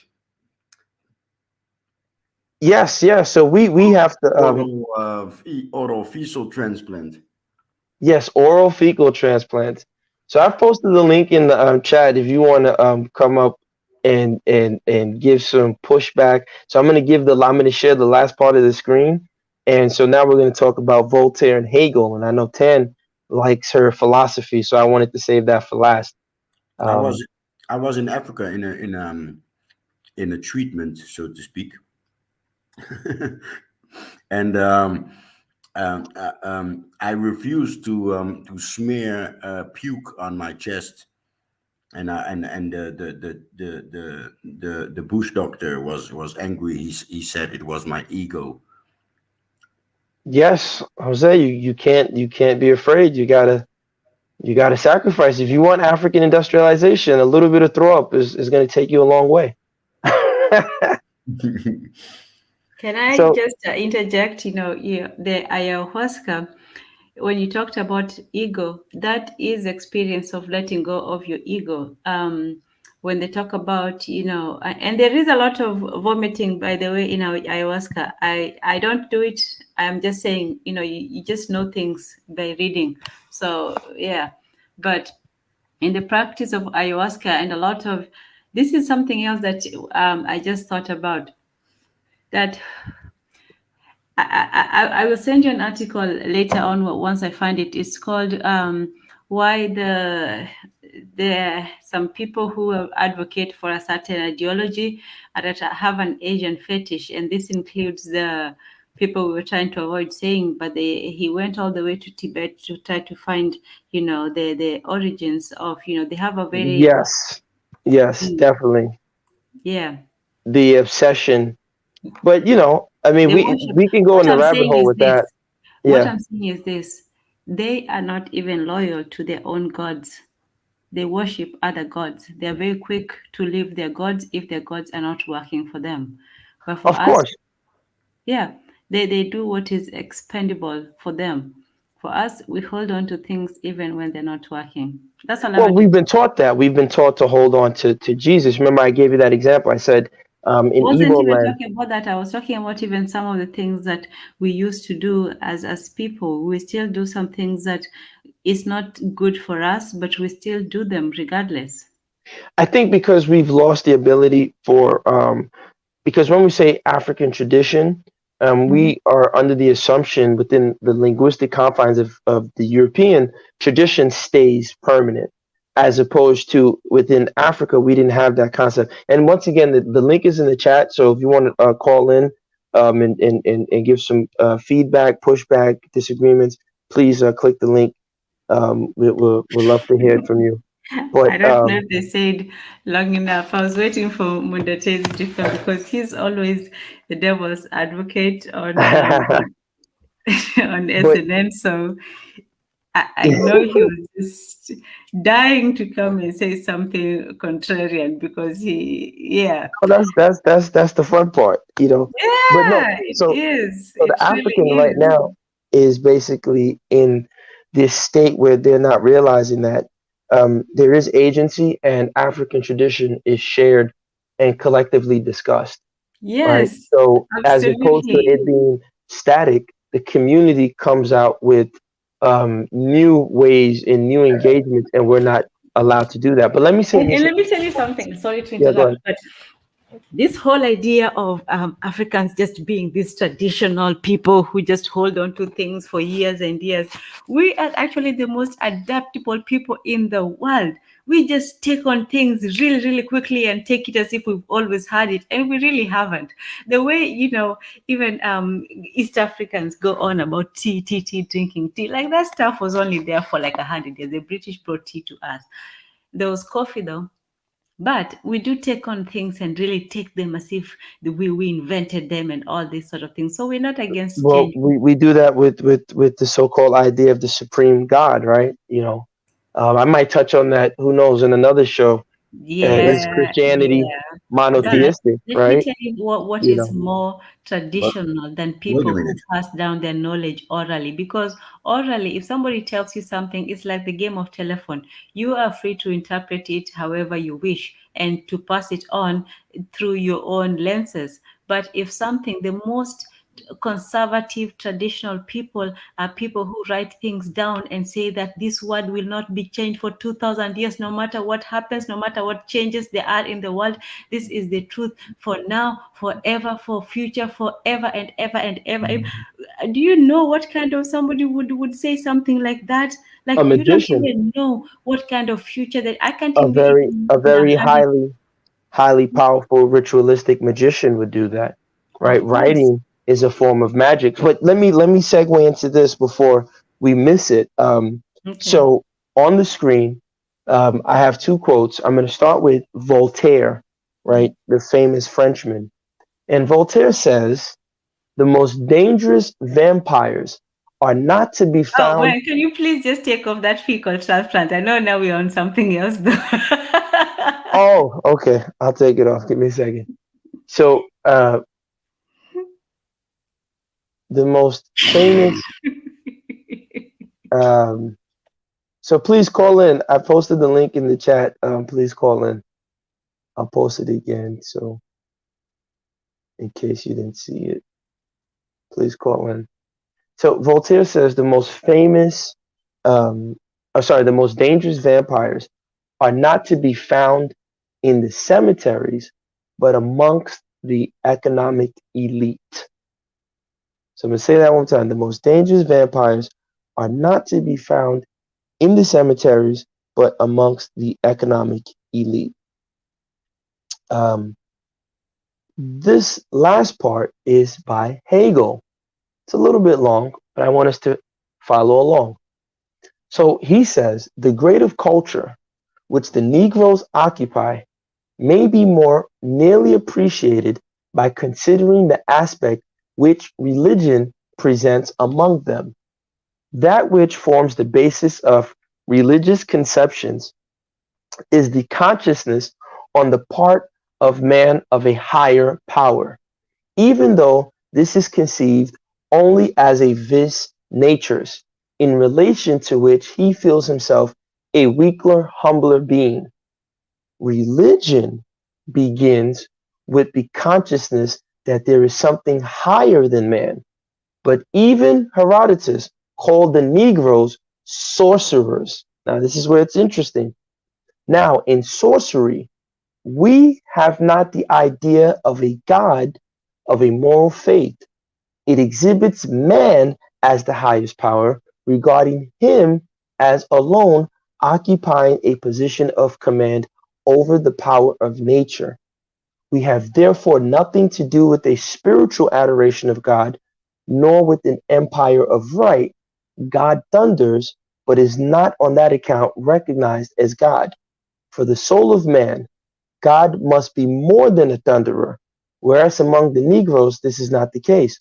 Although they are necessarily conscious of dependence upon nature, for they need the beneficial influence of storm, rain, cessation of the rainy period, and so on, yet this does not conduct them to the consciousness of a higher power. It is they who command the elements, and this they call magic. So Hegel, who was Heidegger's teacher, is here admitting that the Negro was always magical, was always a sorcerer, did not look to some pie in the sky, God that was coming to save us. No, we were the power. We were in tune with nature, we were in tune with those energies, and those energies served us. Do you know the greatest creation that man made?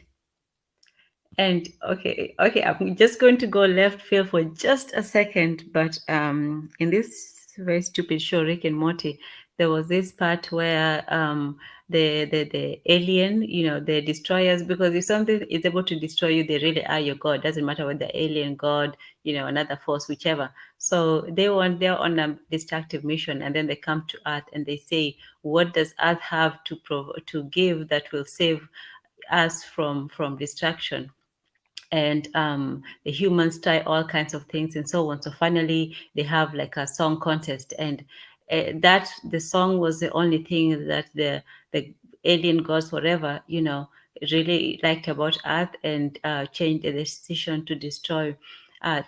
But when you talk about the sorcerer, the creators, music is creation. Music is something that I hate to say this, but gods have not created. Music is the only thing that humans can create. Animals cannot create it. Everything that we share with animals, the biological functions. And I'm not, I do not like biology at all. So these workings of the human body is just something that I turn off away from.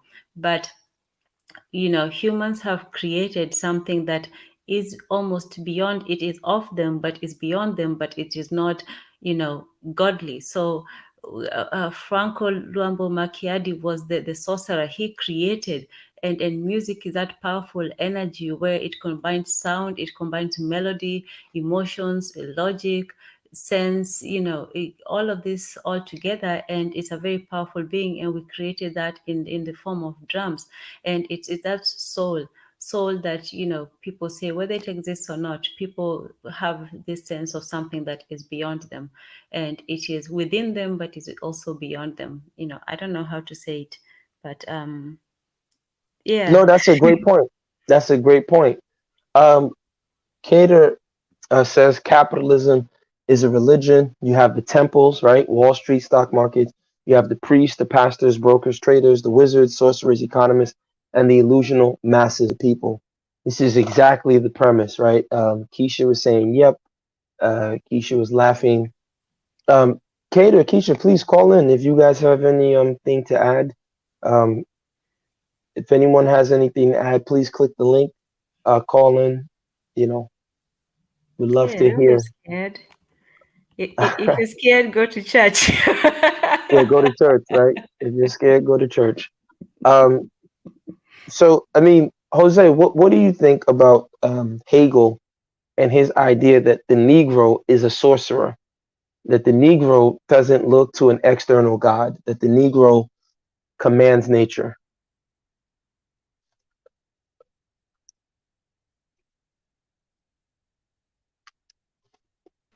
Ah, shit, You mi- I'm Oh, talking to a muted mic. Okay, yeah, you're muted. Yeah. True, I agree, but I have mixed feelings. I spent sometimes 3 months in West Africa, and it's like France have a very strong pharmaceutical culture, right? And I'm there in the middle of with people that practically everybody is a bush doctor, right? They know this tree heals that plant heals that. If European youth know about this little plant here, they would come in masses because it's hallucinative and whatnot. But every other block has a pharmacy, and so is the same with spirituality. So they are very strong with African spirituality, but Christianity is blurring their view. I'm a bit disappointed at the last thing, because in the past week my baby moms defended pedophiles, and I'm like, oh shit, my child is with this idiot, right? So yeah, I want to say it's true, but lately the French pharmacy and the European pharmacy and European religious trickery is blurring what Hegel says here. Well, of course, and that's Can what I that's say why I said. something to Jose? When Yeah, you go ahead. talk about Christianity, I say it's beyond Christianity. This is not about Christianity. Christianity is only a symbol of what they use to further their aims. Like we were talking about that whole case with the king and the king is the body politic, blah blah blah. They will only use the divinity to further their material aims, and that is why some people call Hegel an idealist or anti-materialist. But the people who use the deity or magic to simply mesmerize people for their own aims. You have to look at what is behind the scenes. They were arguing about who owns some Hold on, land. Tan. Hold on. Sorry. Sorry to cut you off. Coco, we've posted the link in the chat. I don't know if you can see. I'm gonna post it again. Please, if you want to call in, please join us. Love to have you. Just give your thoughts. Go ahead, Tan. I'm sorry about that. It's okay. Yeah, so they will only use the I would say it's a more of recreating the formula rather than really believing in the faith. The formula of advertising, it's not just religion. Look at nowadays when you talk about France and all these European countries, they're becoming actually less religious the more religious Africans seem to be. Their cathedrals are empty. They're turning them into, it's just old folks, gathering together once in a while, but they're turning to science not now, and science is the new religion. And before that, it was, politics. Before that, it was, whatever it was, it's always something that is covering something behind it.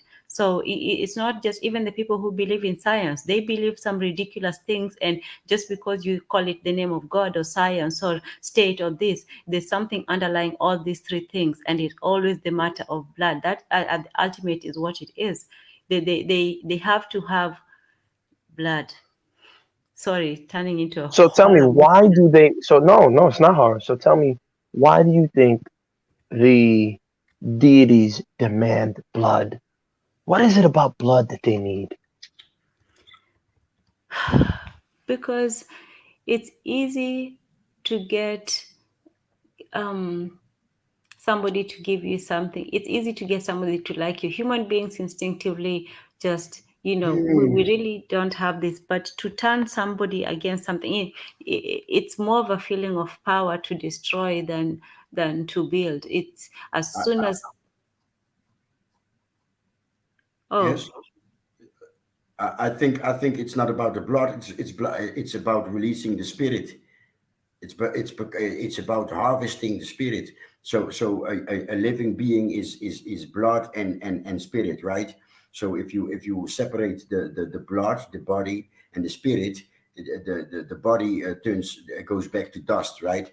But what happens to the spirit? I believe it's the spirit that they are So the harvesting. spirit gets trapped. Okay, so that's why maybe that's why they build their major cities on top of dead bodies, so they can Yes. trap those spirits and use those spirits Yes. for energy. Yes. Tam, what do you say to that? Yeah, I can agree to that because some people say, Earth is the prison planet. They want to keep souls in eternal, eternal. You know about Nietzsche's eternal circle. I can't remember the exact thing, but it was like a recurring of things that instead of people progressing, they wanted them to stay in the same, chaotic level where they just went round and round in a circle. And it's interesting because in Kiswahili, Mwendawazimu and is somebody who just is a mad person, but kuzunguka mzungu, the mzungu is kuzunguka is to go around, in circles, to spin around like a top. I don't know where somebody said that, but to spin around like a top. I think Mr. Untouchable might get the reference. But yeah, that's what they want. That eternal spinning around of the top, because if you're doomed, you want others to be doomed with you.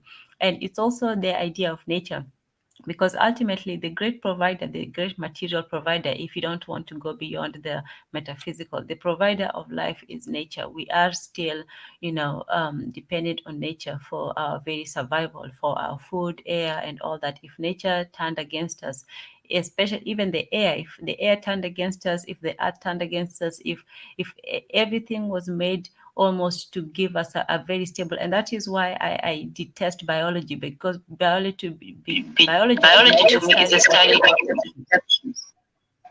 Oh, somebody has their mic on.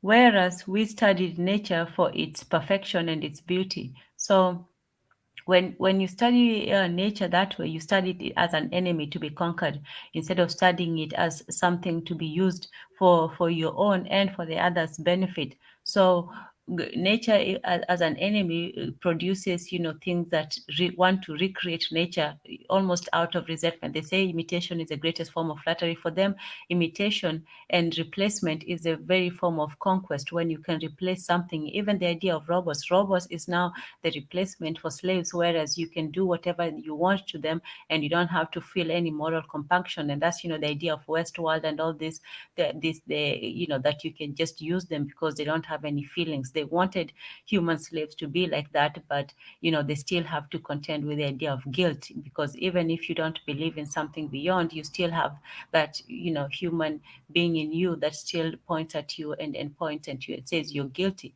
So, and you can deal with that guilt either way you want. Some people drown it, some people kill themselves, whatever.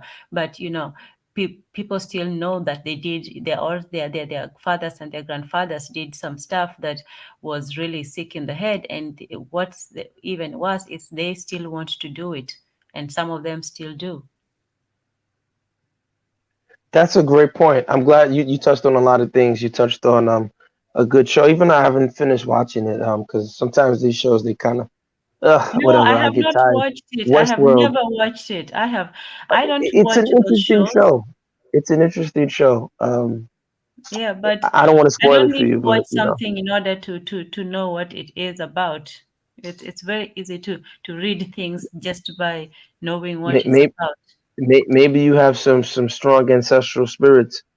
Um, But with that said, I'm going to introduce Bitter Medicine Podcast. Thank you for joining us. And you guys can also come and join us tomorrow on the Bitter Medicine Podcast. I'm going to type in the name on my chat. It starts at 8, and we definitely talk on some really good stuff. So we'd love for you guys to join us. But Koku, please, love to hear your thoughts on everything you've heard so far. First of all, good night to everyone who's on the panel, everyone listening. Tanzan, how are you? Jay, how are you? I'm I okay. mean, Okay. All very right. good, thank you. Gasdemup, how are you? All is well. All is All is well. well. All is well. When you made the last request to join the panel there in the chat, the discussion was on blood, and um, I think the Europeans look at blood in a couple of different ways. I think the European knows if they get enough of your blood, then they've taken your life, right? and that's important to them too. But also, I think blood also, not that I think it, I know, blood also is the carrier of your genetic information, and it's a carrier of your ancestral memory. And they understand if they could take if they kill you, if they take your blood, they take your ancestors too.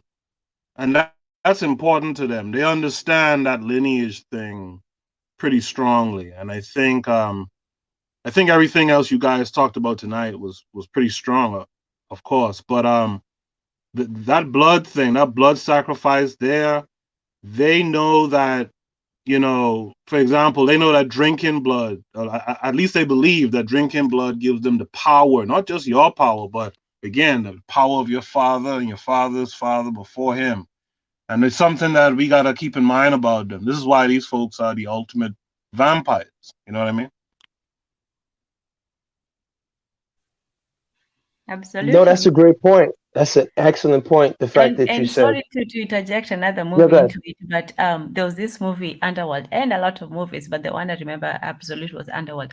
And in that, when the vampires drank your blood, not only did they get that regenerative force, they also got access to all your memories. They knew everything, and that was how they got the secrets of everybody. So by drinking somebody's blood, you got all their memories instantly.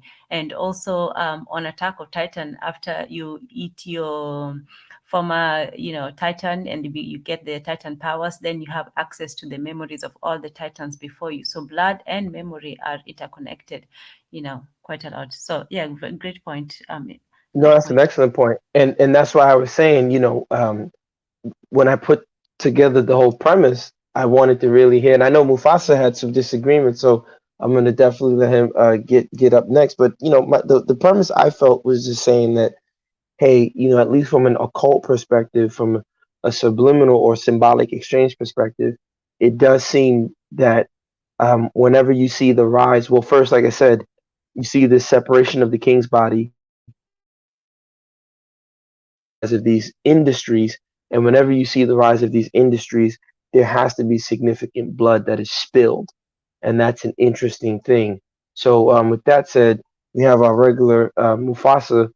I know you had some thoughts. We'd love for you to hear what you say in the chat and speak with us now. Yeah, no, I was speaking to. I think you're referring to back when I made my comment about the Alafi, right? Because my point with Yes. that, yeah, my point with that was that I'm pretty sure we do similar things. Like you said, they were basically trying to preserve the king. I'm pretty sure we're into that same thing. No, no, I didn't say they were trying to preserve the king. I said they were splitting the king's body in half in order to I don't know if you saw the part about the Doomsday Book. Did you see that part? Yeah, yeah, I've been here. I may not remember what your point was though. So, no one was collecting people paid tribute, of course, but no one was registering all, in every last dog and bird in the land, so it could be registered to the Alafin or the Oni of Ife, right, or the Abba of Benin. That's not how it worked. Like he had like a rough idea of how many people were in the land, and it would be collected based on the communal groups. So the youth would have to contribute a certain amount. The married age men up to a certain age would contribute, and of course the elders were taken care of, and they would get their tribute from that. Um, Whereas within the European system, the king says he gets everything from God. Then there's a beef between church and state, right? The secular and the sacral, and so then they split, and the secular copies from the sacral by using the Eucharist to say, oh, we can split the king's body in half, just like Jesus did, and so his regular body functions, but the state body will continue. And I'm saying that is uniquely different from what was happening in Africa. But I want to hear your thoughts. Man, I wish I could remember. I don't know. See, I don't even know if I should say this, but I'll just say there's a tribe I know of where when there's a new king, the word that they use to describe the process translates into basically you have to eat the last king. And I've heard that there's a Yeah, ritual yeah, where you you eat the actually gets king. taught. Yeah. Yeah, You but have you to eat it. actually Yeah. I heard there's rituals where you actually does No, you have to do. eat a certain part of him. Yeah, No, you have to eat the king. I Onje Oba. Yeah, you have to eat the king. right, right. So okay, but my point is, what is the difference, right? And I'll give you another thing, right? I know another thing. Um, like for instance, so the Alafin, I think he had 23 wives, right? Now, traditionally, because people are like, okay, what happens to the wives now? But technically, they still belong to the Alafin because the Alafin is not a person; it's a position, right? So it's the same concept. Like the position transcends the human being that's in the position. So I feel like I don't see really a difference in the concept. No, here's the difference. Again, that's a great point. Well, one with the so how will I put it? With eating of the king, it keep in mind these are the blood relatives, right? So it's not like you just grab the stranger across the street and say, "Yo, the king died. You got to eat his foot." No, um, it was one of his sons, right, or nephew, or someone who was related to him, and you knew this, right? As you got older, they told you like, "Yo, in order to be king, these are one of the rituals you'll have to do." They know this, so it's not anything strange. But what I'm saying is that even if the Alafin continues the title or the position continues, yes, his wives still belong to the Alafin. But in Europe, they would literally lock those women away. You would see examples of when an Alafin dies, the wife that belongs to him would probably be pregnant 5 years later after that Alafin who married her died. How did that happen?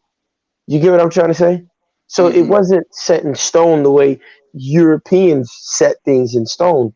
And that's what I'm trying to say is like something uniquely about their rituals and their sacrifice. That's why I said sacrifice is more powerful than ritual. And that in order to industrialize, you have to sacrifice. And Okay, that, so all right, yeah, let's build on that. You always sacrifice. So that's where I was trying to ask in the comments because I'm like, okay, are you referring to industrializing like the industrial revolution, like the machines and everything like yeah, that? yeah, industrial Because revolution, yes. if that's the Uh, case, what was it in the past? What was it 2,000 years ago when they would kill and start empires or take over empires, spilling the blood of people to form a new way? I don't. Why are you tying it just to industrialization? You usually have to spill blood if you want to make a major change. can I say something? Yeah, go ahead. Um, the first thing I would like to say is, especially when he brought up the idea of, that eating the poop, whatever, and I said that you have two choices. You either have to do some spill blood or in taking something bad.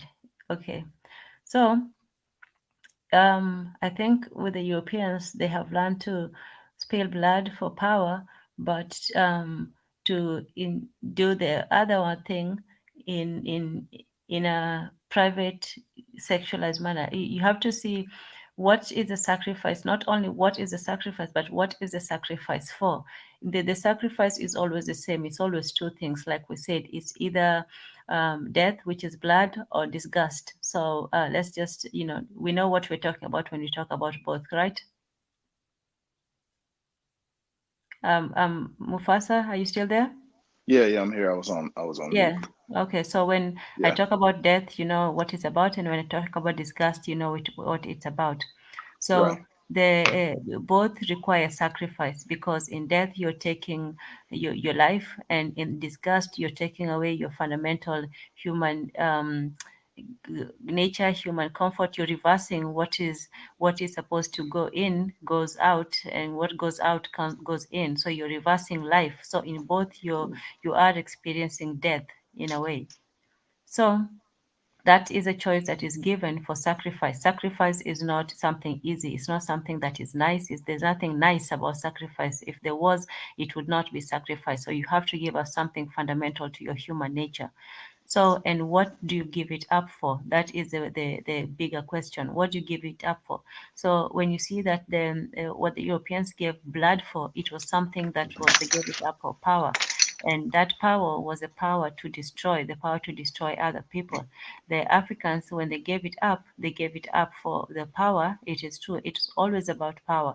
But what was the power for? It was the power to enrich, the power to not only reproduce themselves, but to reproduce other people and to give what they got from it and to give something good out of that sacrifice, which was terrible. And they chose the method of disgust rather than spilling of blood, because when you do spill of blood, other things also come about. You do release some spirits which you may not be able to control, and those spirits will demand even more blood and sacrifice.